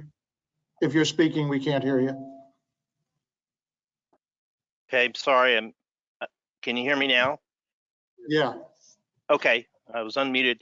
There is an ordinance pertaining to that. It is subject to, once we become aware of it, meaning the city, a notice is sent out, and they've got a certain amount of time to clean it up, or it other measures could be taken where, the city might clean it up and then assess it back. But, it is always a problem between when the graffiti is placed on a wall and when the notice is actually sent out to the owner to clean it up from the city. There's really nothing you can do to do more than enforce what's in the ordinance at this point. Okay, thank you. Is that good, Ms. Foster? You got it answered? Okay. All right. Where are we? I guess the agent and applicant, or the applicants have addressed us. I guess we'll just bring it back to the commission for a motion. Mr. Chairman? Yes. I want to move to approve, and I want to tell the reasons I am. I was glad to hear the applicant say that this will have management on 24 hours a day. The solid screening, which should block the view of the damaged cars, and then also the stipulation that something can't go longer than 30 days. Second. So it was moved by Mr. Bill Johnson, second, I think, by Mr. Florence. Yes. Okay, thank you. Are there any questions on the motion? Yes, Mr. Johnson. And as far as the fence, I don't care if it's metal or wood, but it needs to be solid. Right.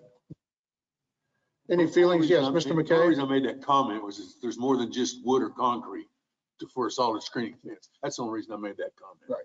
I wouldn't be opposed to concrete, wood, or. That's all I'm trying to say. And the fact that they knew that expense is going to be there for them to do it. That's all I was going to make. Okay. All right. Okay. Yes, Mr. Mr. Wadle, sorry. One more clarifying statement that is that if you would like to provide the option, not require it be out of metal, but if you want to provide that option, currently that's not an option that's available. So that would have to be included in the motion. I know there's been a lot of discussion about metal fence. I just want to make sure folks are aware. I guess I'd like to hear what some of the other commissioners. I'm not crazy about metal fences. I think as a general rule, they can be pretty ugly. That's my sentiments. Okay. Commissioner Green. Mr. Florence, did you have a comment? Well, they can be really ugly, and I really wouldn't want to add that to the motion. Okay, I'll take it off. Okay. All righty. So we have a motion on the floor that is been moved and seconded. Is there any further discussion on that? Hearing none, all those in favor of the motion signify by saying aye. Aye. Aye. All those opposed, nay. Nay. Okay, could we have a roll call, please? Yes, sir. So for the motion, Green. Aye. Bill Johnson. Aye. McKay. Aye. Gross. Aye. Fox. Aye. Jewel. Aye. Blick. Nay. Nix is absent. Foster. Aye. Warren. Aye. Joe Johnson. Aye. Miles. Nay. Hartman is absent. Florence. Aye. I have 10-4 and 2 nays. Yes, 10-2. Okay. Yes. Okay. Just a minute. Hang on, please.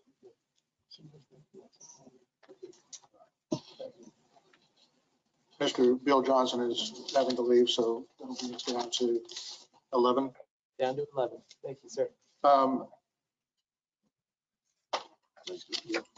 think we're ready for agenda item 4.3, which is 210009. Mr. Zevenbergen. Yes, good afternoon, Planning Commission. Philip Ziegenberger with Planning Staff. Conditional use 2021-00009 is a conditional use request to permit an existing vehicle storage yard on property zone rural residential located on the south side of West 6th Street South, which is West Maple out in Goddard, and about an eighth of a mile east of South 199th Street West. The property is an unincorporated area of Sedgwick County, but it is in the Goddard area of influence. The Goddard Planning Commission has elected to hear this, and they will be hearing it this coming Monday, April 12th. The Citizens Advisory Board for County District 3 heard this case on this past Monday, April 5th, and voted unanimously 9-0 for approval of this subject to staff recommendations. The plan for the property shows the property is 4.76 acres and contains a single family residence with several accessory structures. If you want to go to the aerial, that'll help. If you actually now go to the site plan, I apologize. The applicant has identified 100 foot by 100 foot or 10,000 square foot area for the vehicle storage yard located along the west property line on the back half of the property. The applicant is looking to continue his business for which he stores RVs and boats outdoors. It is understood that the business has been operating for at least 2 years. The applicant was cited due to a neighbor complaint, and he is coming before the commission to bring his property into compliance with the zoning code in order to continue his business.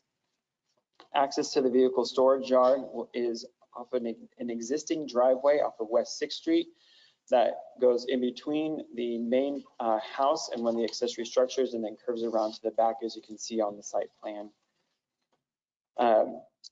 The aerial image is not the most up-to-date image.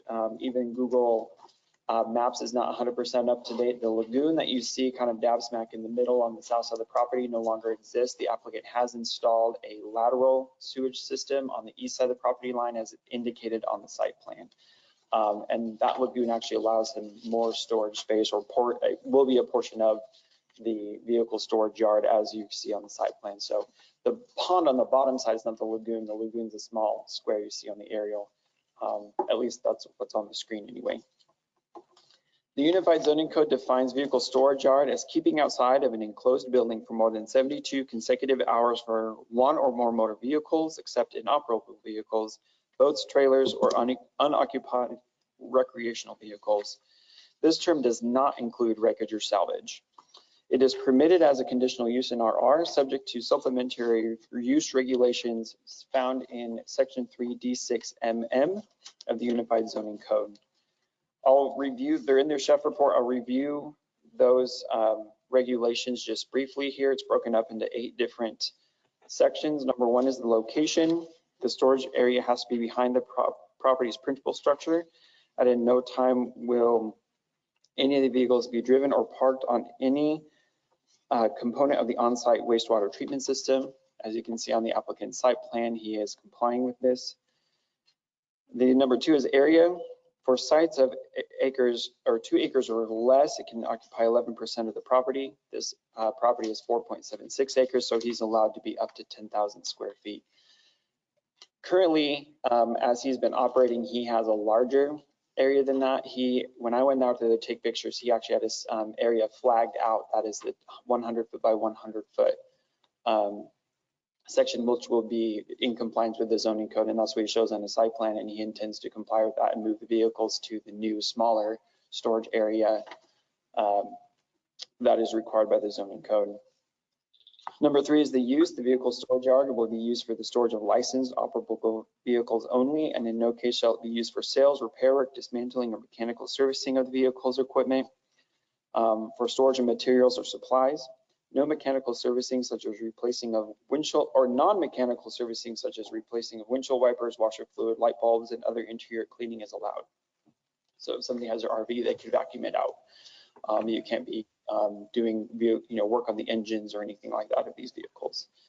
Number 4 is the setbacks. The minimum setback of any stored vehicle from any residence constructed before the conditional use is approved shall be 20 feet. As you can see, even just on this aerial, where there are houses and where the storage yard will be, he is well more than 20 feet away from any residence. Paving the storage yard And all entrances and exits of the private property shall be surfaced with an all-weather surface that meets the approval of the Director of County Code Enforcement. The storage area currently is not paved with an all-weather surface. He does intend to do so and will have to do so in order to continue to operate the use. Screening, visual screening of the areas contiguous to residential zoning districts shall be provided to protect adjacent properties from light, debris, and noise, and to preserve the adjacent property values. In no case shall screening be less than required by the zoning code section 4B 1 through 3, unless the applicant demonstrates adequate screening may be provided by alternate means. The majority of the site, and we'll see it when we go through the site pictures, has a hedgerow of evergreen trees on the 3 sides that abut the residential zoning. There are a few gaps where the trees don't exist. Either they died or just didn't take when they were planted. Those gaps will have to be filled in order to come into the screening requirement. The applicant understands this and intends to do so. Lighting, if lighting facilities are provided, lighting shall be in compliance with the standards of the zoning code. I do not believe he intends to have any lighting facilities. There are none on the site that I saw at this time. And noise compatibility, noise standards of the zoning code in section 4C shall be complied with, provided, however, the outdoor speakers and sound amplification systems shall not be permitted. So as long as he's within the noise compatibility standards, which for a use like this is probably fairly minimal noise anyway. So those are the supplementary use regulations that this site will have to comply with in order to continue to operate. As I talked about before, kind of going through this, all the properties surrounding this are zoned rural residential, so the screening requirement does come into play, and he will have to update his screening in order to fill those gaps that I talked about. And also, as I mentioned, he'll have to move the vehicles that are outside of the designated storage area into the designated storage area that he has shown on his site plan. All of the properties surrounding it on at least the south side of 6th Street are large lot residential properties, zoned RR. Property on the north side of 6th Street is zoned RR and is an agricultural field. West 6th Street is a paved 2-lane county arterial road with open ditches. Water is provided to the site with well water, and the site has a septic system for sewer.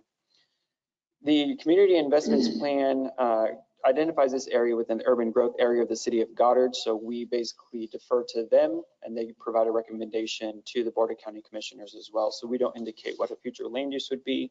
We kind of base it off what the current zoning is, and with this being allowed by conditional use, we take that into the play, but also then we will be getting a recommendation from the Planning Commission of Goddard, and that recommendation will be provided to the Board of County Commissioners.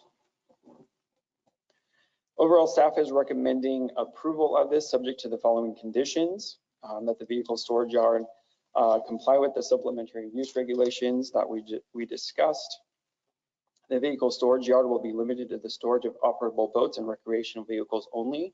So we take out in the definition, it could be operable vehicles, so you could have cars.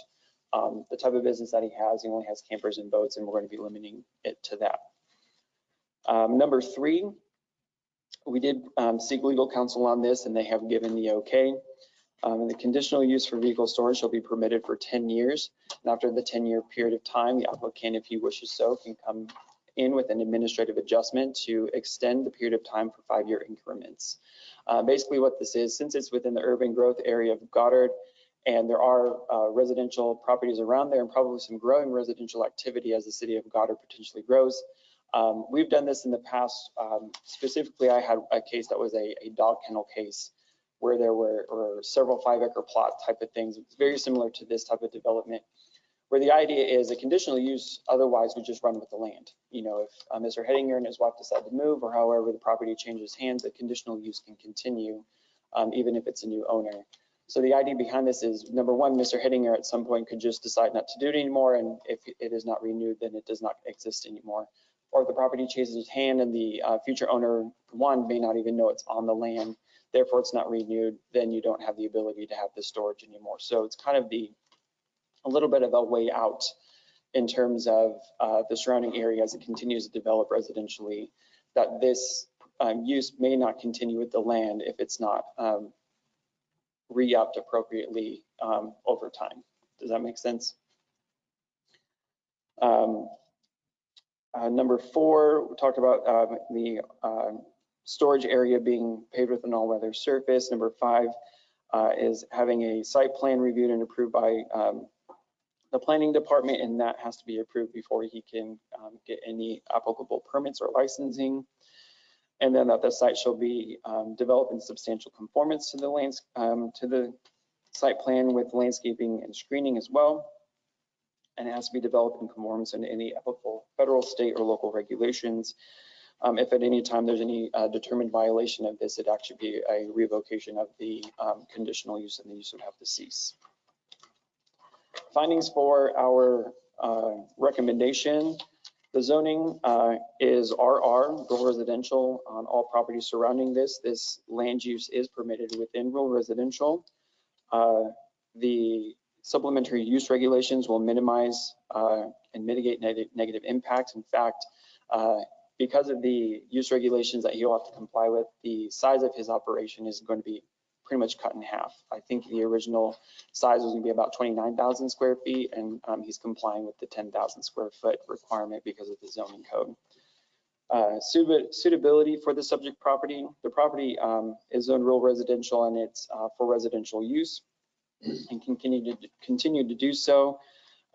Once again, this is permitted by conditional use in the zoning regulation, in the zoning classification, and the supplementary use regulations are there to help protect the surrounding property owners to allow this type of a use to be in the zoning classification.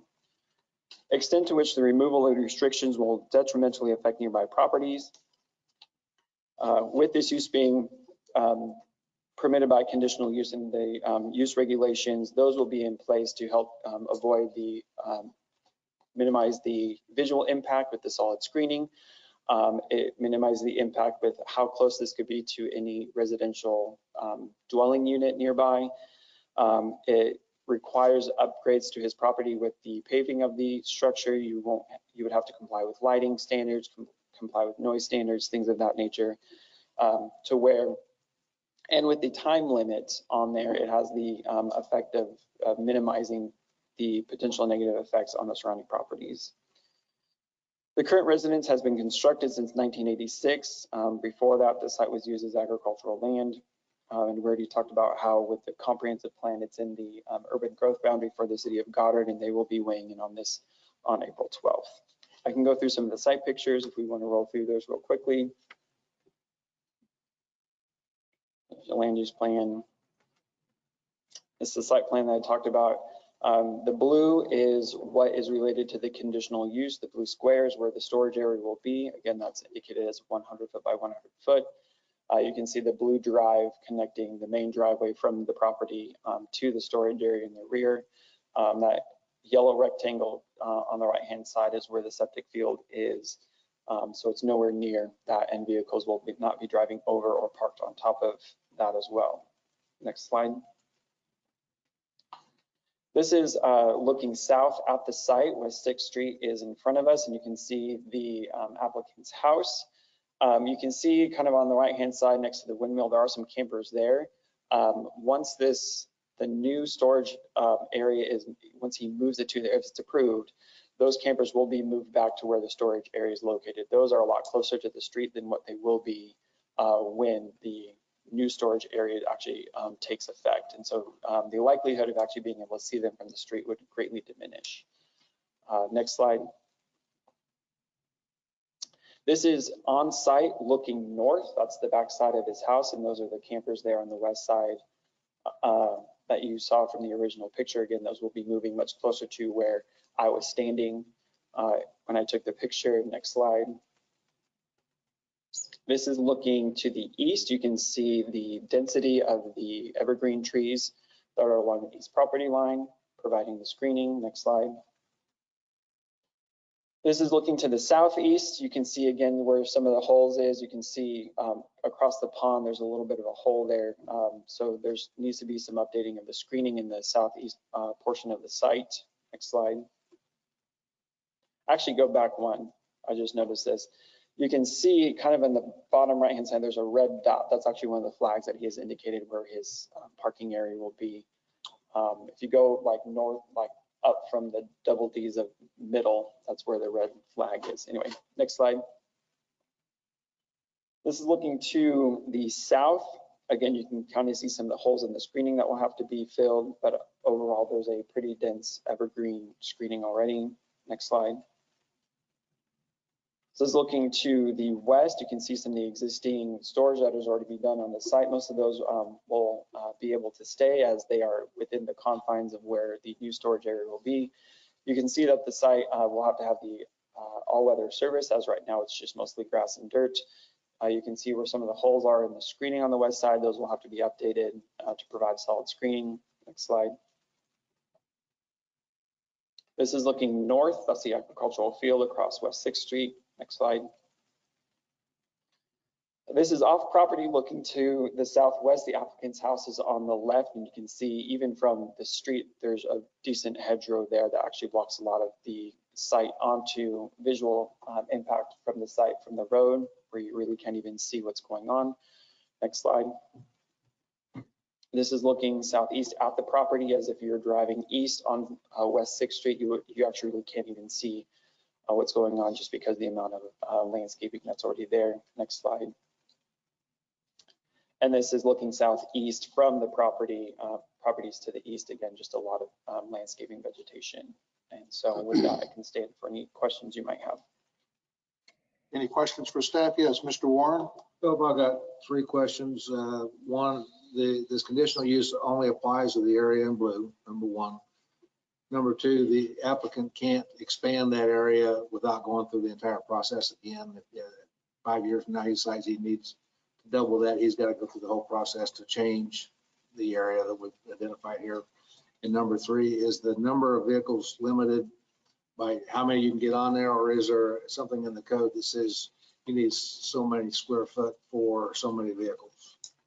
Your first question, remind me what your first question was. Does conditional use only apply to the area they listed in blue? It complies to the entire site. But with that, with the supplementary use regulations limiting the size of the storage area and the site plan indicating where that storage area is, that is the only place on the site that the vehicles can be stored. Answer your second question, if he wants to expand it in the future, because it is specifically noted in the supplementary use regulations that it's limited to 10,000 square feet, it actually takes, number 1, a recommendation from this board, the Planning Commission, to expand, to allow an expansion above that, and then an approval by the Board of County Commissioners. So if you said, okay, if he came in like, I want 20,000 square feet and said, you guys would have to recommend that that expansion be okay, and then the Board of County Commissioners would be the ones that have the authority to do so. And then your third question is how many vehicles can they? It's however many they can fit in the storage area. It doesn't, the code doesn't dictate how many vehicles he can store. It just dictates the size of the storage area. Okay, thank you. Taking that one step further, the enforcement of that blue area of the 10,000 square feet, how is that enforced? And since he's already got vehicles there, how do we follow the blue to have the road improved, or the access point to that blue area? So Mr. Hedinger actually did a really good job of even providing some distances between the storage area and the existing buildings. And so apart, I don't necessarily know if we get down to the inches, but enforcement would be that if, number 1 is complaint basis. So if neighbors were to think that vehicles are being stored outside of that area or in a larger area, they would call in and a code enforcer would go out to the site, determine whether or not the storage area is in compliance with what is on the site plan. Obviously, where vehicles are stored, they could take some type of measurement to ensure, like, is it 100 feet this way, is it 100 feet that way? And basically follow, like, that's why we require the site plan, is they'd go off of the site plan to determine is he in compliance. And then they would be able to measure the area out to determine if it's, 10,000 square feet or larger. Okay, thank you. Any other questions for staff? Yes, Ms. Miles. Can you go back to and remind me, has the Goddard Planning Commission did you say already heard this case? No, they will hear it at their regularly scheduled meeting on April On April 12th. 12th. Okay, I misunderstood what you said at the beginning. Thank you.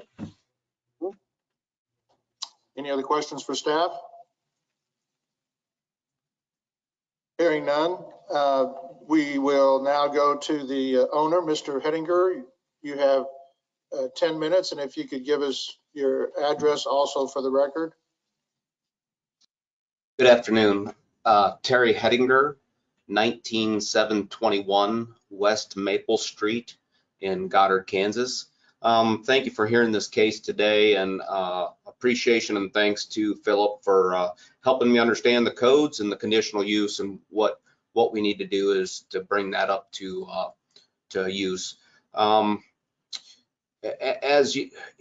Philip was very thorough. I don't know how I could be much thorough than he was. There's no signage, there's no advertising. You cannot see this when you're driving by. It's I've got a lot of trees. I'm always putting in trees. We're trying to keep this as discreet as possible. As you can see, it's not going to grow any larger than what the 100 by 100. So that limits me to about 20 occupants. There will be no lighting. There's no speakers going to be added or anything of that nature. These are just families around the area that needed a place to store their camper, and they felt safe. We've got gates and cameras, and there's usually somebody there 24/7. So it's I don't have any junk or anything around. It's not an eyesore. You cannot see it from 199th. The trees are approximately 12 to 15 feet tall now, and they continue to grow every year. Any of the gaps in the trees, we will be planting more trees to fill those gaps immediately, and then the site, we will get that up to compliance with the paving per Philip's recommendations. Other than that, Philip's been very thorough, so I'm done. Okay, thank you. Are there any questions for the applicant? I have one, Mr. Hettinger, and that's obviously you have read the staff report and you agree to the requirements that have been stated under the approval section? Yes. Okay, thank you very much. Hang in there. I'm going to open it up for public comment, and then we will bring you back for a 2-minute rebuttal if we have any people that want to speak to us on this case. So at this point, we'll go to Century 2 to see if there's anyone there that would like to address the commission on this case. Yes, Mr. Chairman, we have someone here to speak. Okay, thank you, Mary. You would state your name and your address, and you have 3 minutes, ma'am. Yes, my name is Vicki Strelo. I live at 838 South 199th Street West in Goddard.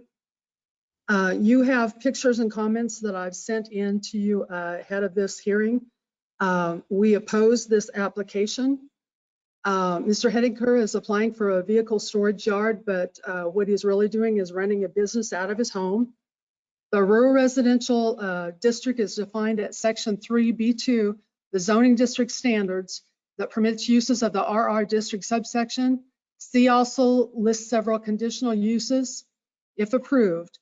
These 5 categories of conditional uses are residential, public and civic uses, commercial uses, industrial, manufacturing and excretive uses, and agricultural uses. None of these permitted uses contemplate running the type of business that Mr. Hettinger appears to be running. Operating a vehicle storage yard is one of the conditional uses allowed in paragraph 4. However, the use is subject to section 3D6MM. Section 3D6MM outlines the minimum standards that must be in place before the commencement of the vehicle storage. Requirement number 3 provides that the vehicle storage yard shall be used for the storage of licensed operable vehicles only and in no case shall it be used for sales, repair work, dismantling or mechanical servicing of any vehicles or equipment, or the storage of materials and supplies. Implicit in this minimum standard, our position is that the vehicle storage yard is not meant to be a business because no sales are permitted. Section 2B14F, vehicle and equipment sales are defined as an establishment engaged in the retail or wholesale sale or rental from the premises of the motor vehicles or equipment along with incidental service or maintenance. We think this definition further supports our position that vehicle storage yard cannot involve a sale, and vehicle sales would include accepting money for the storage of a vehicle. Your staff report, condition number 2 on page 3, states that the storage shall be limited to operable boats and recreational vehicles. He has a school bus stored there, and a school bus is neither of those. You should have pictures that I sent of that. And as also it's been stated, he is not following his site plan. Also, in regard to restrictive covenants that are on the property, it appears that they're also covering Mr. Henniger's property. And I'll refer you to paragraph N of those restrictive covenants that I sent to you. No retail, wholesale, manufacturing, or repair business of any kind shall be called home occupation or shall be permitted. Even though maybe you don't recognize restrictive covenants, that does not mean that they're not relevant. Ma'am, your son? Oh no, I'm sorry, Ms. Strelo, your time is up. If you could wrap up your comments, I'll give you 1 more minute. You bet. Thank you. There's a storage facility up and guarded a mile away. They are zoned for that. They can accommodate RVs and boats. Also up at Lake Afton, they have a facility that'll accommodate large boats and RVs. Security has been a big issue for us. We have a lot of people that are now coming up into our driveway. We have a 1/4 mile driveway. It's strange to us that that's happening now. It's never happened before. We're worried about our property being devalued, and we do not feel that Mr. Hettinger's business will improve our community. Thank you. Thank you, Ms. Strelo. Are there any questions for the speaker?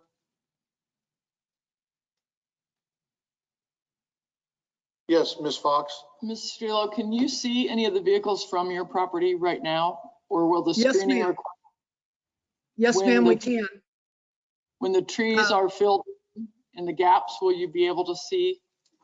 There are gaps, but also our property sets up on a hill that's a little bit higher. So when I go out on the deck, I look down on his property and we can see all of it. Okay, thank you. Any other questions for the speaker? Hearing none, thank you for your testimony. Thank you very much. Mary, is there anybody else there at C2? I believe we have another here. Just a moment. Okay. Name and address, and you have 3 minutes, please. Yes, I'm Ken Wilson. My address is 700 South 199th Street West in Goddard, Kansas. My property is just west of the applicant property. My 3 major concerns is property values. When we did our research, when we bought this place back in '93, we were very pleasantly surprised in reading the covenant saying that there shall be no businesses allowed. So we decided to purchase the property, thinking this would be our final residence until we pass away. Second concern really is the safety and security of the area. Not knowing if there's going to be cameras installed, or I did find out in today's meeting that there will be somebody there 24/7. So thankfully that's very good. My third concern would be environmental, being that these are operable vehicles. Anything man-made is going to break. So I have concerns about leaking fuel, diesel fuel, antifreeze, Freon, anything that might go into a camper or fifth wheel. What would be the requirements if there was such a leak getting into the groundwater? What would be the requirements for his making notification to city, county, state, federal regulations? Thank you very much. Thank you, Mr. Wilson. Do we have any questions for the speaker?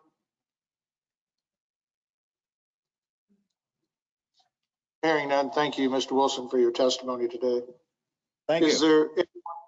there anyone else from Century 2, Mary? I see no others here to speak. Okay, thank you. Yeah. Is there anyone virtually that would like to address the commission on this case? If so, please state your name and address for the record.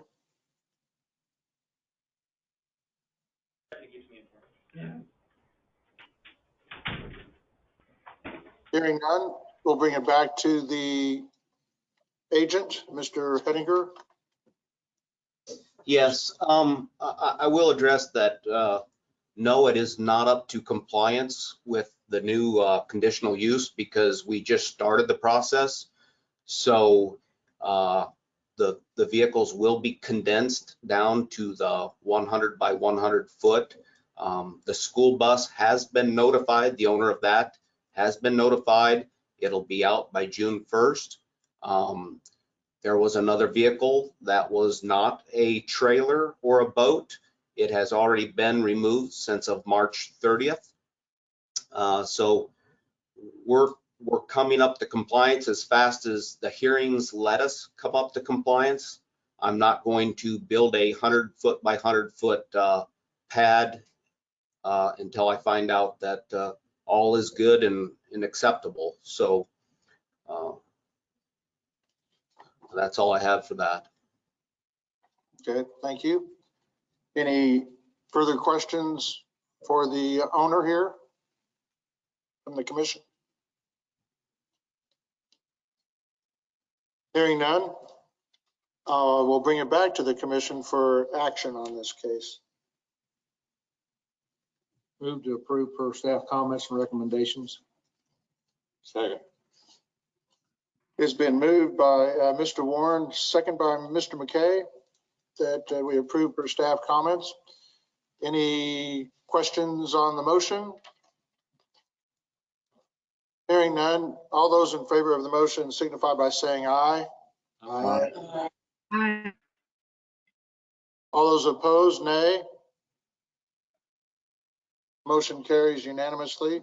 Move on to PUD 0002 for Buffalo Grove development. Good afternoon again, Philip Siebenbergen with planning staff. PUD 2021-02 is a zone change request from single family SF5 and LC limited commercial to planned unit development to create the Buffalo Grove planned unit development number 83. The site is 19.32 acres in size and generally located on the northeast corner of East Pawnee Road and South 127th Street East.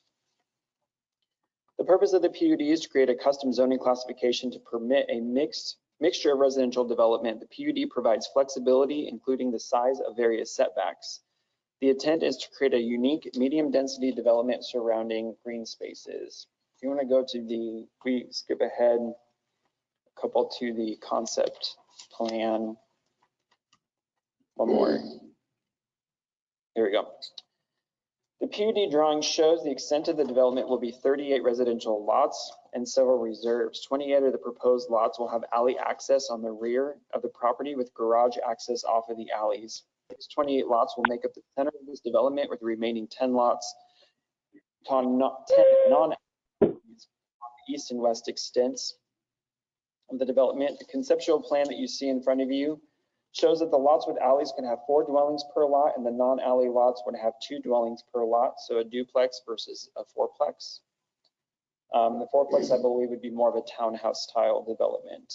The street and the alley network shall double as the utility corridors as well. The PUD states that a development density, the development density could be up to 14.5 dwelling units per acre, which is permitted by conditional use in the TF3 zoning district. Though the PUD permits this density, the conceptual site plan, as well as the plat that you guys looked at earlier today, well, really just more or less the conceptual site plan, indicate up to 132 dwelling units, which equates to 6.83 dwelling units per acre. Even if all 38 lots were developed with fourplexes, the density would only be 7.87 dwelling units per acre. So even though the PUD could allow up to 14.5, there are really only potentially going to be about half of what the density that would be allowed. The PUD would permit reductions to setbacks in order to develop the multifamily concept desired. And I'll go through what those setbacks look like. And we're splitting in between those alley lots and then the non-alley lots. So bear with me, you have them in your staff report. I'll try to do the best I can to keep it all straight. I'll talk about the setbacks as if it were related to TF3 zoning, knowing that this generally TF3 is kind of what they're going for, just with the flexibility of the PUD. So on alley lots, there would be a 5-foot front setback, and that front setback would be along a greenway.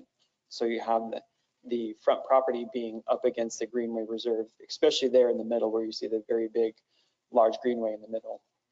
TF3 would require a 25-foot setback, but generally TF3 lots would be abutting a residential street, a little bit different. The PUD will allow 5-foot side street setbacks, which would be 15 feet in TF3.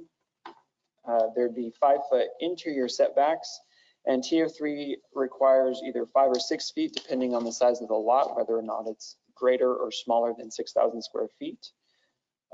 And then there'd be a 2-foot rear setback along the alley, where TF3 would require a 20-foot rear setback. The purpose of such a small setback in the rear is the idea is to not have the driveway. Like you don't want to have the alley and then a driveway and then a garage. Really, the alley is not meant to be parking the vehicles. The parking spaces for these lots are counted inside of their garages, and the alleys need to be kept free because that's where trash service is going to be. And so really it's just kind of a tight development up against the alley to minimize the ability to have additional parking in the rear. Once we get to the parking, we'll talk about some of the other parking options that they're making available within the whole site. So those are the alley lots. So think of like the middle swath of the concept plan that you see. The non-alley lots, which are on the east and west periphery, would have 20-foot front setbacks, which is only 5 foot smaller than what would be allowed in TF3. They have 5-foot street side setbacks. Again, TF3 would be 15 feet, although the majority of these lots do not have a street on the side. There's actually only 2 of them. So that's really not even necessarily completely applicable to the majority of the lots in there. There'd be a 5-foot interior setback. Again, in TF3, you could have a 5-foot interior setback if the lot is less than 6,000 square feet. So not necessarily completely different if it's greater than 6,000 square feet. TF3 would require a 6-foot side setback. And then the rear setback would be 10 feet in the PUD, and TF3 requires a 20-foot setback. The final type of lot that is in here are those that are abutting reserves. If the front of the house or front of the lot is up against a reserve, you can have a 5-foot setback. If the side of the lot is up against reserve, it can be a 5-foot setback, both interior and side street, and then a 5-foot rear setback if it's up against a reserve. So basically, if you're up against a reserve, the buildings can be 5 feet away from it. The PUD text contains provisions for architectural controls, landscaping, lighting, screening, parking, and signage. The architectural controls require that all buildings within the PUD be a consistent architectural design. The provisions regarding landscaping state that a landscape plan will be developed for review and approval by the planning department. This landscape screening and buffering will be along the north and the east property lines. The landscape ordinance requires a landscape buffer between multifamily developments when they are abutting residential zoning districts. It would not require landscaping for 2-family developments. However, the PUD does not designate which lots will be 2-family dwellings or which lots will be 4 or multifamily dwelling lots. And so therefore the screening is required. For example, if they did designate which ones would have, duplex style dwelling units, you wouldn't necessarily have to have the screening. But because the PUD could allow a 4-plex on any one of the lots, that's considered multifamily. So therefore we're requiring the screening on the north and the east property lines because it abuts single family SF5 zoning. The zoning code in section 4B does allow landscaping alternative for screening. So instead of just a 6-foot screening fence, you can actually do landscaping instead, as long as it has the same effect in terms of a 6-foot screening requirement that a 6-foot screening fence would allow. And the applicant has chosen to do that with a landscape screening along the north and east property lines versus just installing a fence. Signage will be in accordance to the Wichita sign code for property zone TF3. It does permit a temporary sign permitted in the PUD for the duration of both phases of initial development. Access controls are determined at the time of platting, but as you can kind of see on the conceptual plan, having one access drive off of Pawnee and one access drive off of East 127th Street. Each dwelling unit will have a minimum of 2 off-street parking stalls, regardless of the type of dwelling unit. The section 4A6 would require 1.25 spaces per dwelling unit since they're a multifamily, and so requiring 2 per dwelling unit is actually in excess of what the zoning code requires. For those lots that are developed with a duplex, the zoning code only requires 1 off-street parking space per dwelling unit, and so having at least 2 is again above and beyond what the zoning code requires. The 4-plexes, as I stated, we're counting the spaces inside of the garage as their off-street parking, which is permitted by the zoning code. It is likely that the duplexes will have not only the garage spaces, but driveway spaces as well. As you can see, the duplexes would most likely be along the street network, and you would have a much longer driveway from the street into the garage. So you actually might have potentially up to 4 off-street parking spaces for the duplexes instead of just 2.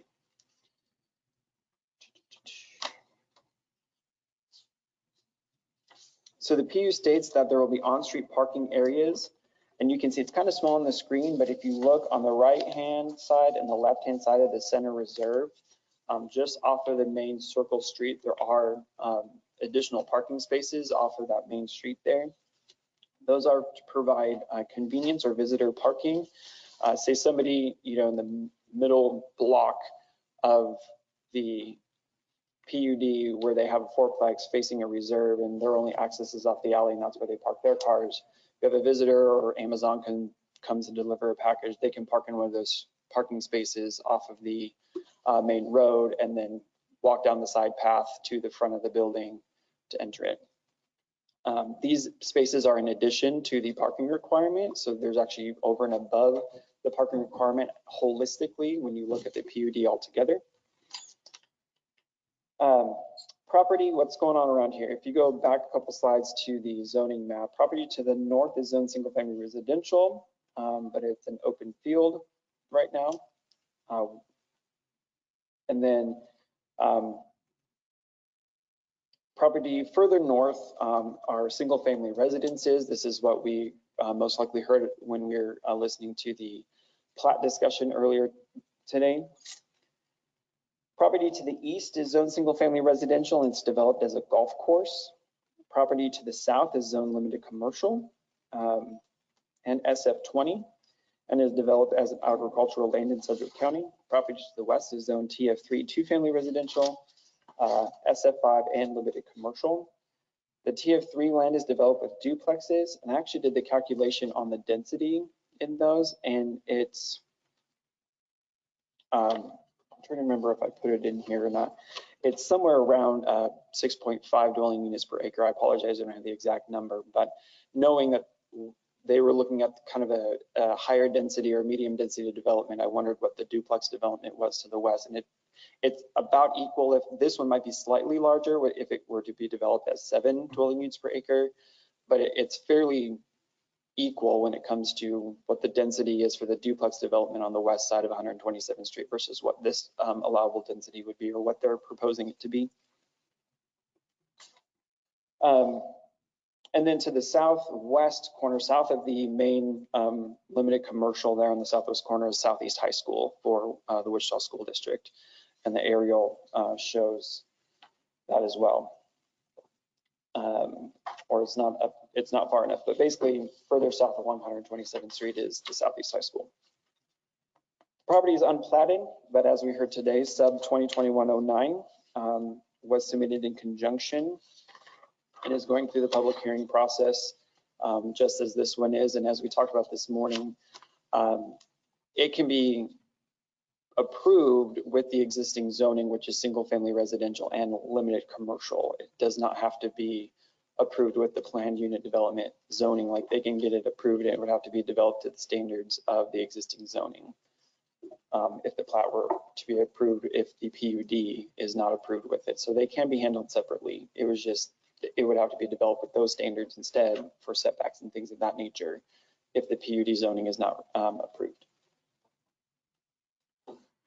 The southwest 7 acres of the site that is zoned limited commercial was zoned that way in 1958 when Sedgwick County rezoned the corners of all arterial intersections within a 3-mile ring around Wichita. That's why it's just kind of a random, where all 4 corners are equally zoned limited commercial.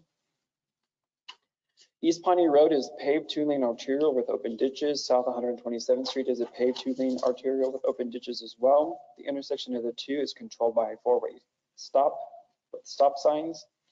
As development continues to occur, the intersection will most likely be improved with a signal when traffic engineering deems it appropriate. Public water and sewer are available nearby and will need to be extended as development occurs. The community investments plan identifies the area appropriate for new residential or employment mix. The category is described as encompassing areas of land that will likely be developed or redeveloped by 2035, with uses predominantly of a mixed nature due to the proximity of higher intensity business uses. Residential housing types within the area will likely be of higher density. Due to the proximity of residential uses, employment uses likely will have limited negative impacts associated with noise, hazardous emissions, visual blight, or odor. Overall, planning staff is recommending approval subject to the following conditions. That the PUD text be revised in accordance with the recommended text as provided to the Planning Commission.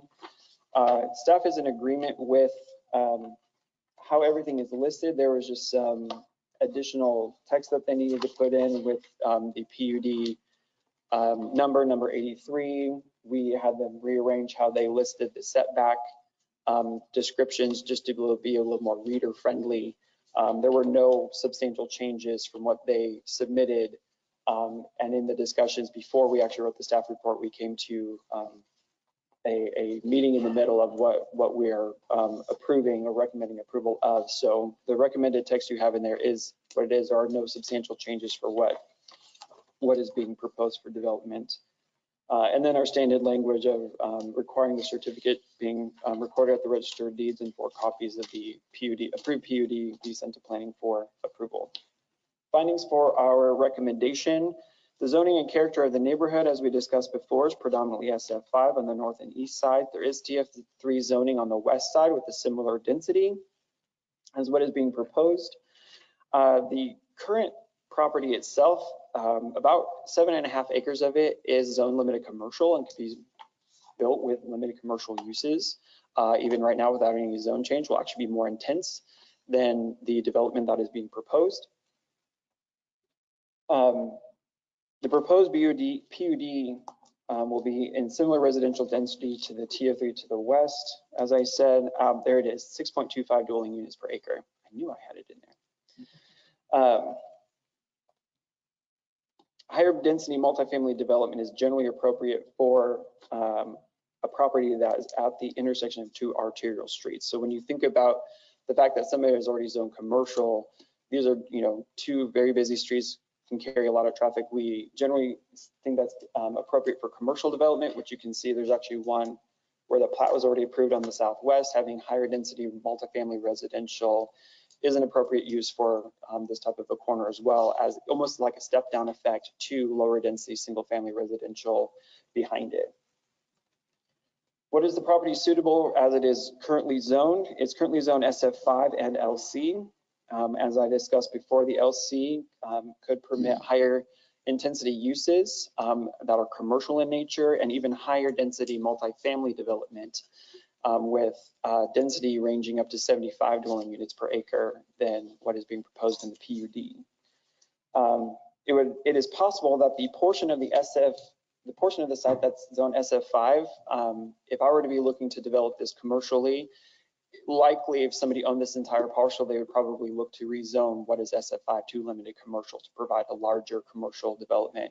And as you can see on the southwest corner of the intersection, a commercial development of similar size was already approved. So basically it could be developed for higher intensity uses than what the PUD is actually going to allow. So the extent for which the removal restrictions will detrimentally affect nearby properties, basically they're actually being more restrictive with this PUD than what could currently be allowed, at least on 7.5 acres of this site. The portion of the site that has SF5 zoning, yes, it's permitted higher density development with that, but the provisions in the PUD with this screening, as well as everything you would have to comply with the zoning code, will mitigate negative impacts on the nearby developments. The property has historically been used as agriculture. It has not been developed yet. The purpose of the proposed changes to the site should not create any significant issues related to public health, safety, and welfare, and the governing language, because of the governing language of the PUD. We've talked about the conformance to the comprehensive plan, and staff's opinion that this development fits the spirit and intent of the adopted policies and plans of the city of Wichita. At the time of the staff report, we did receive several comments by phone as well as email. I forwarded those email comments to you earlier today once we compiled all of them that we have received. In general, individuals concerned about the higher density development and what the effects of that development could have on their properties nearby, mostly the single family residential property to the north and the east in the Sierra Hills development. I can go through pictures of the site. They're pretty boring because there's nothing on the site right now, but we'll go through them anyway. So this is looking east at the site. If you squint really hard, you can see kind of the tree line. That's where the golf course starts in the far area of the site, or next to the site. Next slide. This is looking northeast. This is the intersection of Pawnee and 127th Street. You can kind of see the single family homes way back there in the background. Next. This is further up on 127th Street. This is actually when I'm standing at one of the driveways into the duplex development. You can see the single family homes. Again, really what we're mostly looking at is the property to the north that is not part of the PUD that is currently owned by the Catholic Diocese. Next slide. This is looking to the northwest. This is the duplex development along 127th Street. Next slide. This is looking south off of 127th Street towards Pawnee. You can see Southeast High School in the distance. Next slide. This is looking southeast at the site. Next slide. And this is looking straight west into the duplex development right across the street. And I think that is it for the slides. This case will be heard by the District Advisory Board on Monday. District 2 has their DAB meeting on the second Monday of the month because they share a CSR with District 5. So he can't be at 2 meetings at once. So we do not have any information from the DAB, and I can stand for any staff questions. Do we have any questions for staff? Yes, Ms. Foster. I realize this is a conceptual plan, but I'm making out 24 visitor parking spaces for the 112 quad homes, which all of their parking is in garage. They have no driveways. Am I understanding that correctly? Correct. I did not officially count them, so I don't have that number to confirm. But yeah, and again, all of those extra spaces along the street are in addition to what is required by the zoning code. So they're exceeding requirements. I think they're going to have problems, but if they're exceeding requirements, then yeah, they're not required to provide any more. Yeah. I hope they're antisocial people who live there.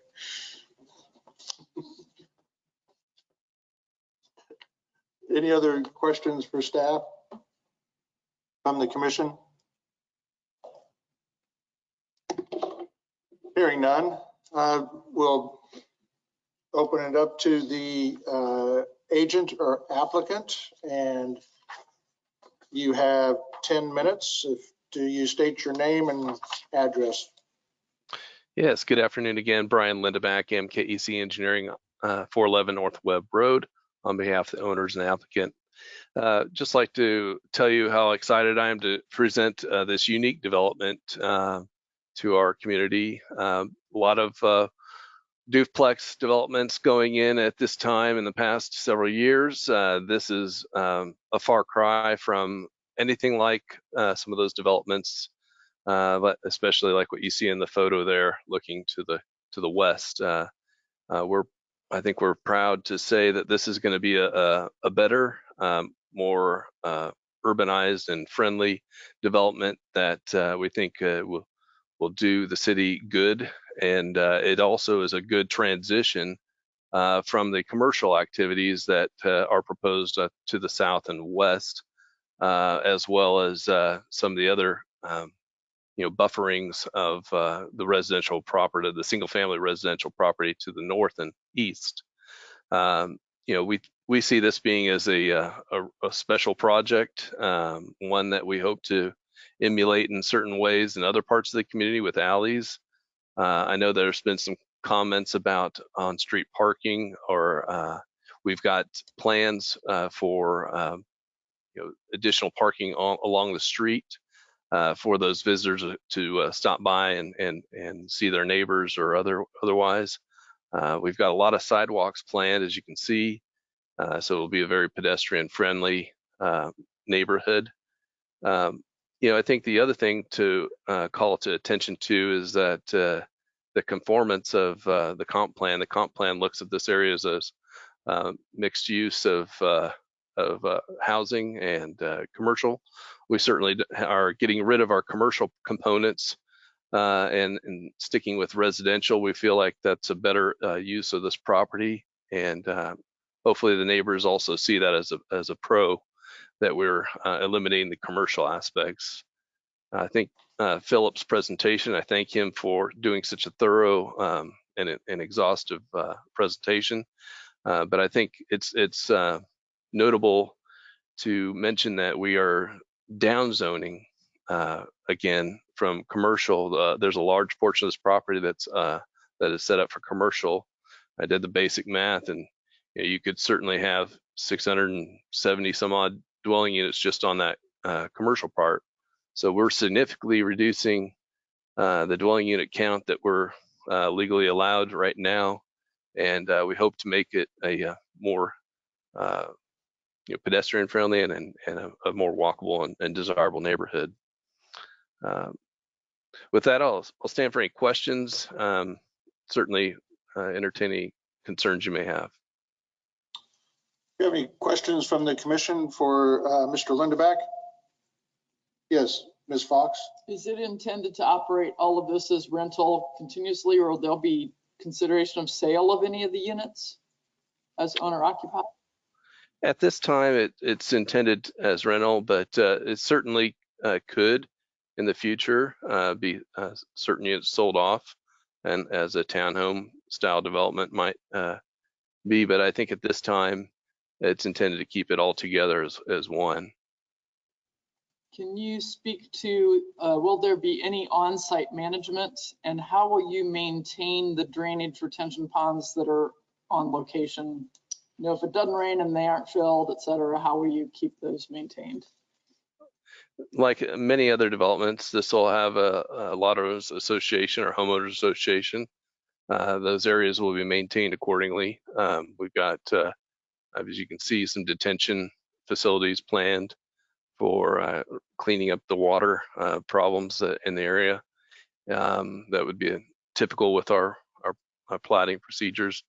As you maybe heard, our platting was approved that had a drainage report associated with it. So City has evaluated that already and approved that. Hopefully I answered your questions. Any other questions from the commission to Mr. Lindeback?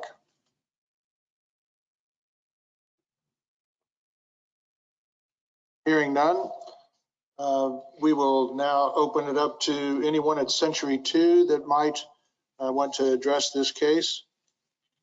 Mr. Chairman, there's no one from Century 2 desiring to speak to this case. Thank you, Mary. Is there anyone virtually that would like to address the commission on this case?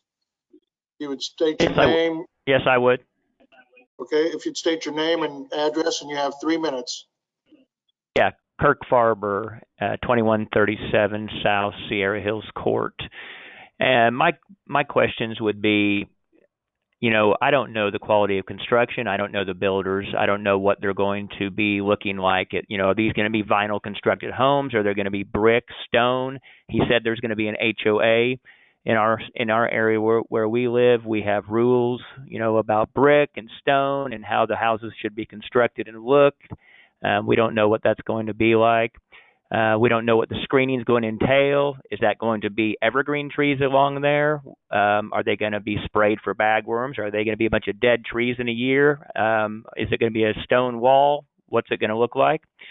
You know, being right here along the edge of this, right behind it to the north and east, where my home is, you know, we're on a deck in our backyard. We're going to see this all the time. I'm like the other gal suggested. I don't see where you're going to have the parking that you want. 2 spaces inside the garage is what you're saying. Well, you know as well as I do, the duplexes across the street, they store all their stuff in the garage and they don't have any room for their cars. So they're all out on the streets. That whole entire duplex area over there is lined with cars. Nothing's in the garage except their stuff. So how are you guys going to ever have enough parking? Since you said they're not going to park in the alleyway back there, then where are they going to park when they can't fit their cars in their garages?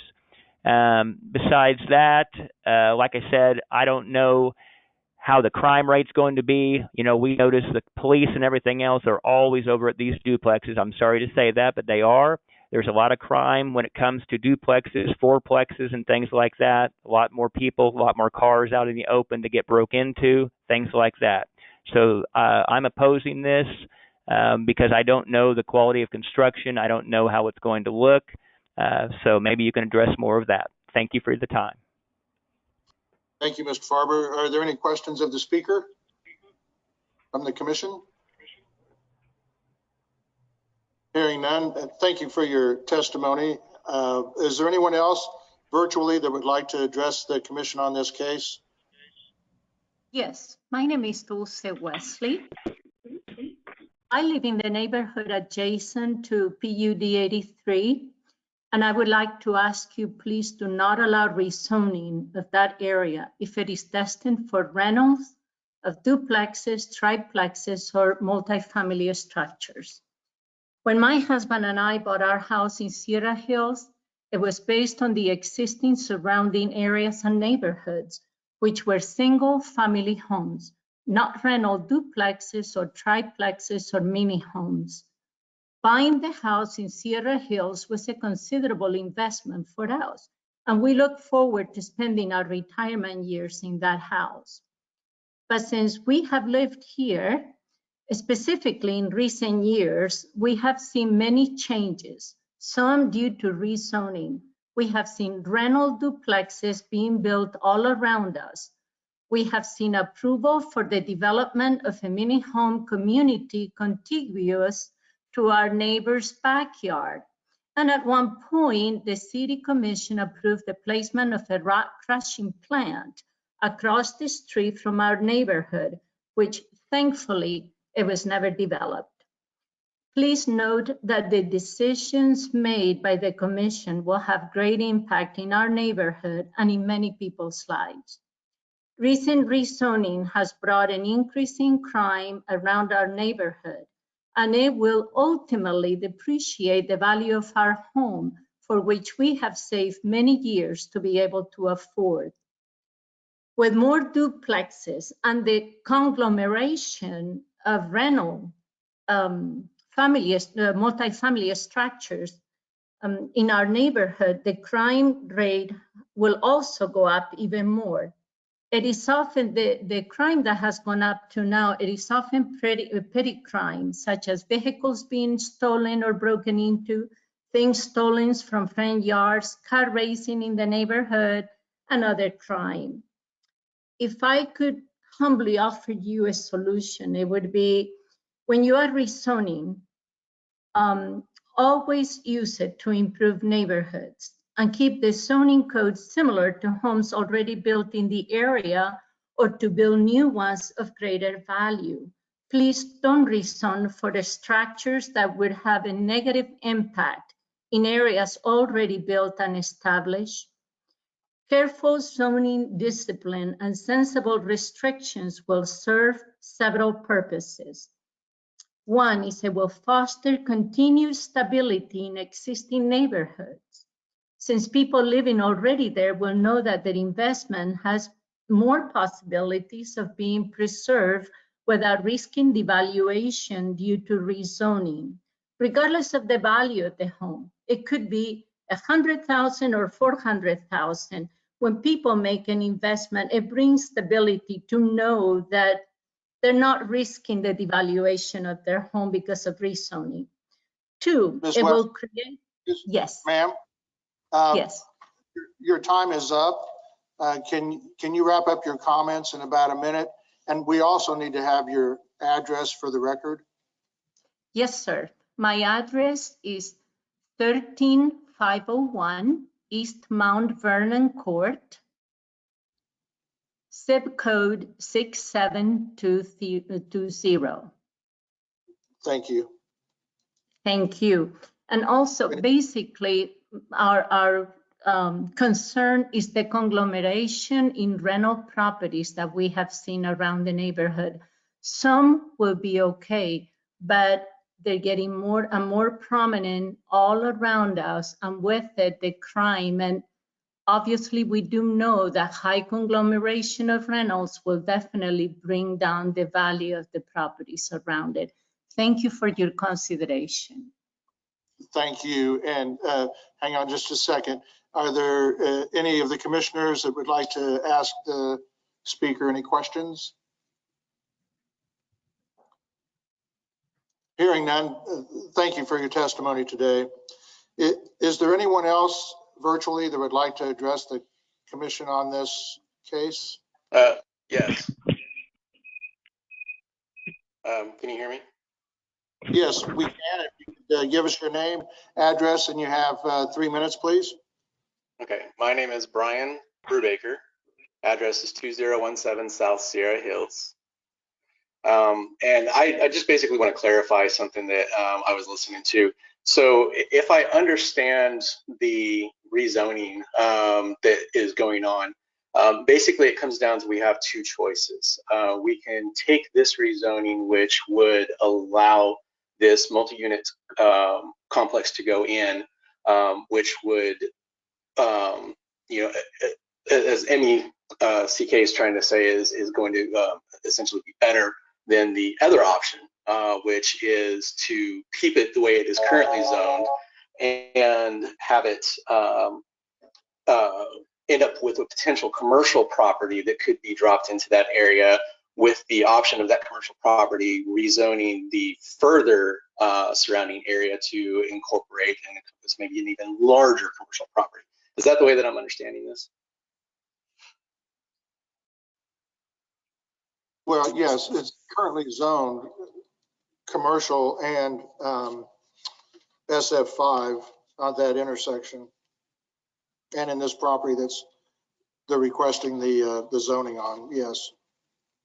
Okay, so if the PUD goes through, then this property would go in and it would stop any kind of development of a commercial, you know, for example, a Quick Trip, you know, going in on the corner, or, you know, a large strip mall or a Walmart or something like that. Whereas if PUD does not go through, then, you know, it opens up the possibility of some type of large commercial development going in there, you know, like I said, you know, a Quick Trip or a Walmart or, you know, large strip malls. my understanding. Correct. It'll be multifamily residential. Okay. So as a resident, I'm more opposed to the commercial property going in than I am, an additional residential property. But to speak to the other people I would prefer that my city zone these areas to be more in favor of the surrounding neighborhoods, like the previous person said.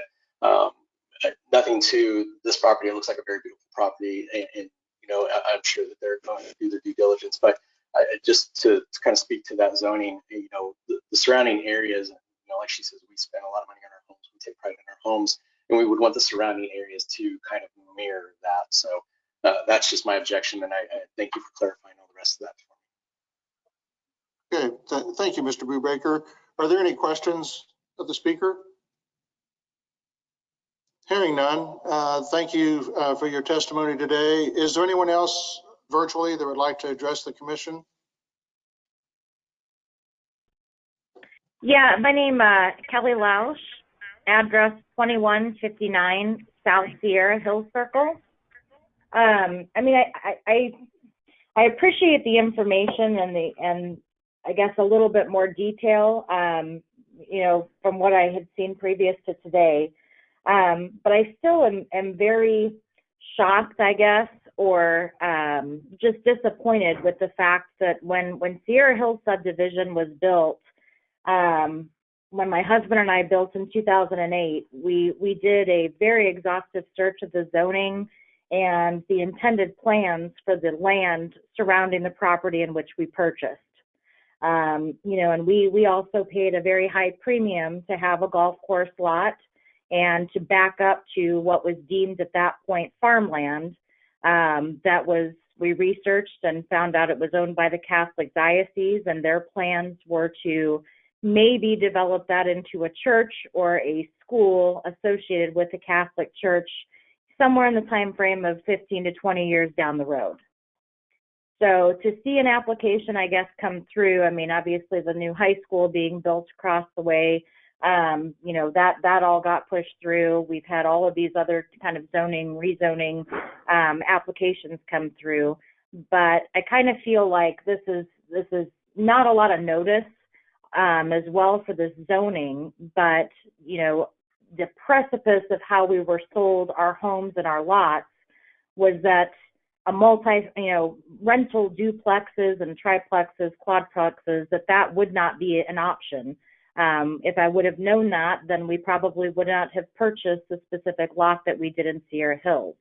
I'm not opposed to having that developed, but what I am opposed to is the rental nature of it, and also the comparable value of the impact of like Dulcie was saying, the investment of what these homeowners have put in to be able to afford, and any kind of improvement that may, negate or have a negative financial impact on the surrounding community that pre-exists this new development. So, I also would like to voice my concerns of opposing the approval, of a development of this nature of rental, multiplexes. Okay, thank you very much. Are there any questions for the speaker? Hearing none, thank you again for your testimony today. Is there anyone else virtually that would like to address the commission on this? State your name and address. Yes. And you have... Okay, sorry, I jumped in too quickly. Yes, this is Vicki Smith. I am at 2138 South Sierra Hills Street, just down the street from Kelly and Kirk. And I voice, the same objections and opinions that everyone has already registered. So I won't repeat that, but I am also concerned about multifamily unit going into that space, bringing in additional excess traffic in this area. We have Southeast High School up here. We have single lane roads leading to the high school, none of which have sidewalks. And with the additional traffic that would come with multifamily units in this corner, I am also concerned about the safety of both motorists and individuals trying to make their way to and from school. So with that, again, I have the same issues everybody else has voiced so far, but I wanted to add these two elements as well. Okay. Thank you, Ms. Smith. Are there any questions for the speaker? Hearing none, thank you for your testimony. Is there anyone else virtually that would like to address the commission on this?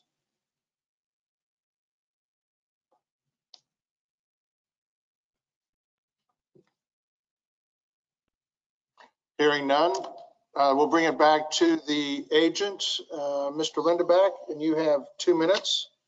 Okay, I'll try to be concise here. I've heard all the comments, and I think I'll try to address the some of the things item by item.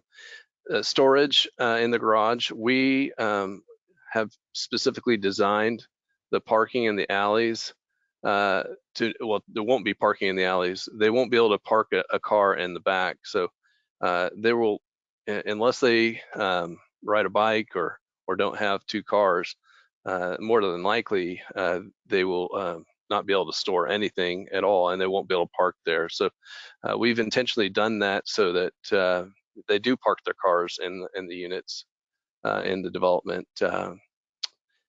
And I'm sure there'll be covenants that address that, private covenants that address that.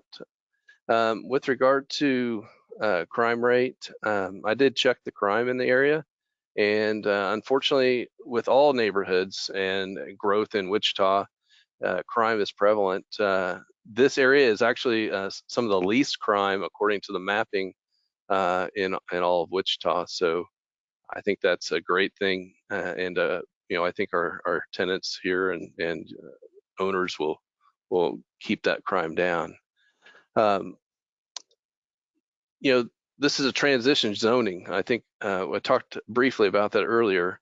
If this were remain commercial zoning, it wouldn't provide for as good a transition to the residents. I think there's been some talk about the Catholic Diocese property. I did check while the presentation was going on. They do still own 21 acres of land there, and that's where that property abuts the development, your development, more of Sierra Hills, more than this. In fact, this property is over 400 feet away from the nearest residence in Sierra Hills. So I think that's an important item to note. As far as traffic impacts, I have talked to the engineering staff at the city. They actually have been studying this. There's been a lot of different options that they're looking at for improvements to the street. Certainly, we aren't, driving that narrative. I think the school is driving that narrative. However, certainly more development in the area will certainly improve the odds of getting some of those improvements done to those arterial streets. I do believe that they have some plans for that in the near future, that we are not part of those plans. Mr. Lindeback? Yes. Your time is up. Okay. One of the issues or one of the questions was the quality of construction. Do you have any thoughts on that? Or I think this is going to be a far cry from some of the other construction that you've seen in the area, as far as a far cry different, a far cry better than that. It's this owner is eager to do the right thing and to make a product that he's proud of. So I don't think putting in if you will, low rent housing as part of his business model. He intended to have a nice quality development here. With regard to traffic, again, I just want to emphasize the fact that, if it were to remain commercial zoning on this property, I can assure you that the traffic will be more intense than the development as we're proposing. you mentioned something about covenants for the area. Did you also mention something about having an HOA? Yes, there'll be maintenance of the property, and we'll, at the appropriate time, the HOA will be established. It could just be that it's all managed by one entity, and until that time that it's not managed by one entity, it wouldn't be necessary to have an HOA. But there is options for that. Are there any other questions for Mr. Lindeback from the commission? Hearing none, we'll bring it back to the commission for action.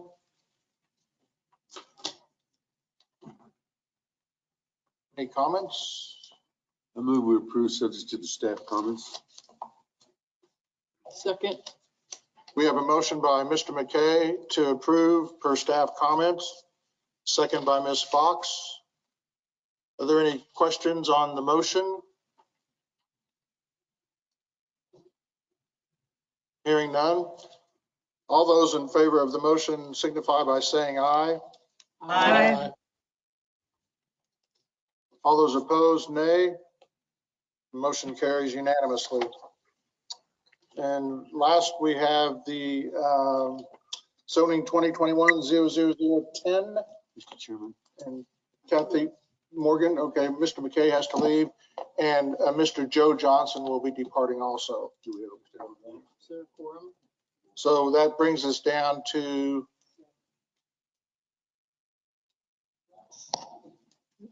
we have Staff are 7 indicating then? 7.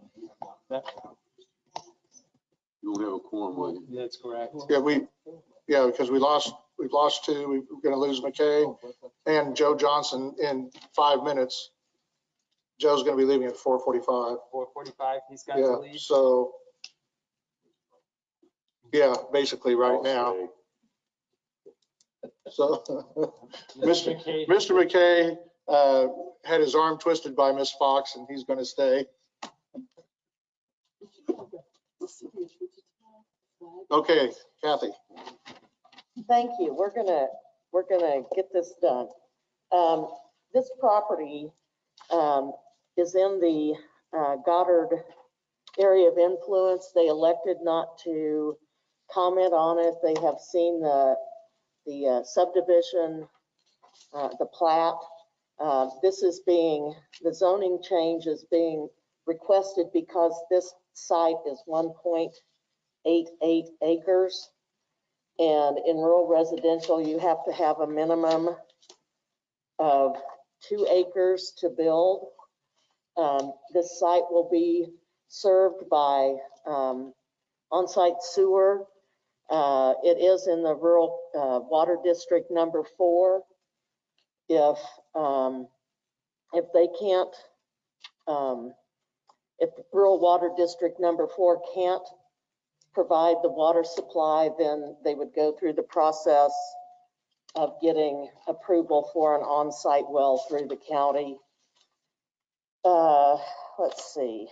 I've had no calls in opposition to this. I have had several calls about why they're having to rezone and that type of thing, but there have been no objection to this rezoning, and it went to CAB 3, and they approved it. So do you want to flip through the pictures right quick, please? There's a lot of ag land around there. There are some larger lot residential next. Mr. Chairman? Yes. I'd like to interrupt I know sometimes we have, somebody wants to hear them and they don't no longer hang with us. Can we confirm if there's somebody here that wants to hear this case? Yes, we can. Is there anyone virtually that is wanting to hear this case?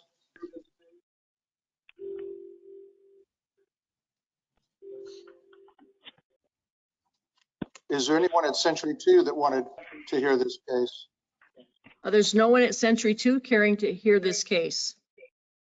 Okay, I'll try one more time. Is there anyone virtually that would like to hear this case? I'd like to hear it. And could I have your name, please? I'm Dennis Hughes. I live at 508 North Springwood Court, just Okay, all right. almost catty corner from where. Okay, we just wanted to make sure that there was still somebody here that wanted to hear the case. So with that, Kathy, if you could go ahead and. Okay, so this is the intersection looking east. The subject property is to the right of West 4th Street North. Next, please. This is looking, I've mislabeled that. This is looking southeast. Right now, the property has a lot of trees on it. Next. This is looking east at the site from 167th Street, I think that's what that is. And then this is looking back southeast. There you can see that one house that's in proximity to this. Next. This is looking south along 183rd Street, right there at the corner of West 4th and 183rd. Next. This is looking north at the intersection of 183rd and West 4th. Next. This is looking at the residence across the street, across West 4th Street, looking northeast. Next. This is the property directly west of the site. That's 183rd Street there in the foreground. Next. That's it. So I'll answer any questions that you may have. Okay, any questions for Kathy from the commission? Hearing none. Do we have the agent or applicants?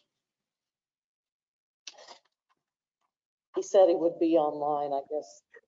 Chris? Yeah, no, I'm here. It just took me a second to get the buttons to work. Chris Rose with Baughman Company, agent for the applicant. The applicant agrees with staff comments, and I'll be happy to answer any questions you might have. Okay, thank you, Chris. Are there any questions for the agent?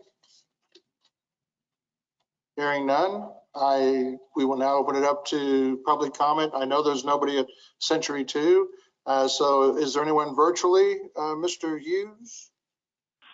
Well, I'd just like to know what kind of house they're planning on building there, because there's a lot of larger houses there, and they're all on. Mr. Eck already platted those out for like 4.5 acres. And I'm just wondering what his plans were for that acreage right there. Okay. Is there anyone else that would like to address the commission on this case? Hearing none, we'll bring it back to agent. Mr. Rose, you heard. Yeah, Chris Rose with Baughman Company. I'm not 100% sure on like what size or anything, but as far as I know, at this time, it's for one of his, it's for family. So, but as far as what kind of a house that goes on there, I have no idea. I mean, I can tell you anything, but it wouldn't matter. He could build whatever he wanted to on those. The main reason why we're platting this is the site now is 1.88 acres, and it doesn't qualify for rural residential zoning.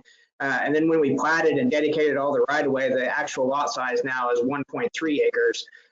So, I mean, we had to get the zoning for that site there to have anything built on that site. So, I mean, we're kind of forced into going down to the SF20 single family zoning. And I'll be happy to answer any questions you might have.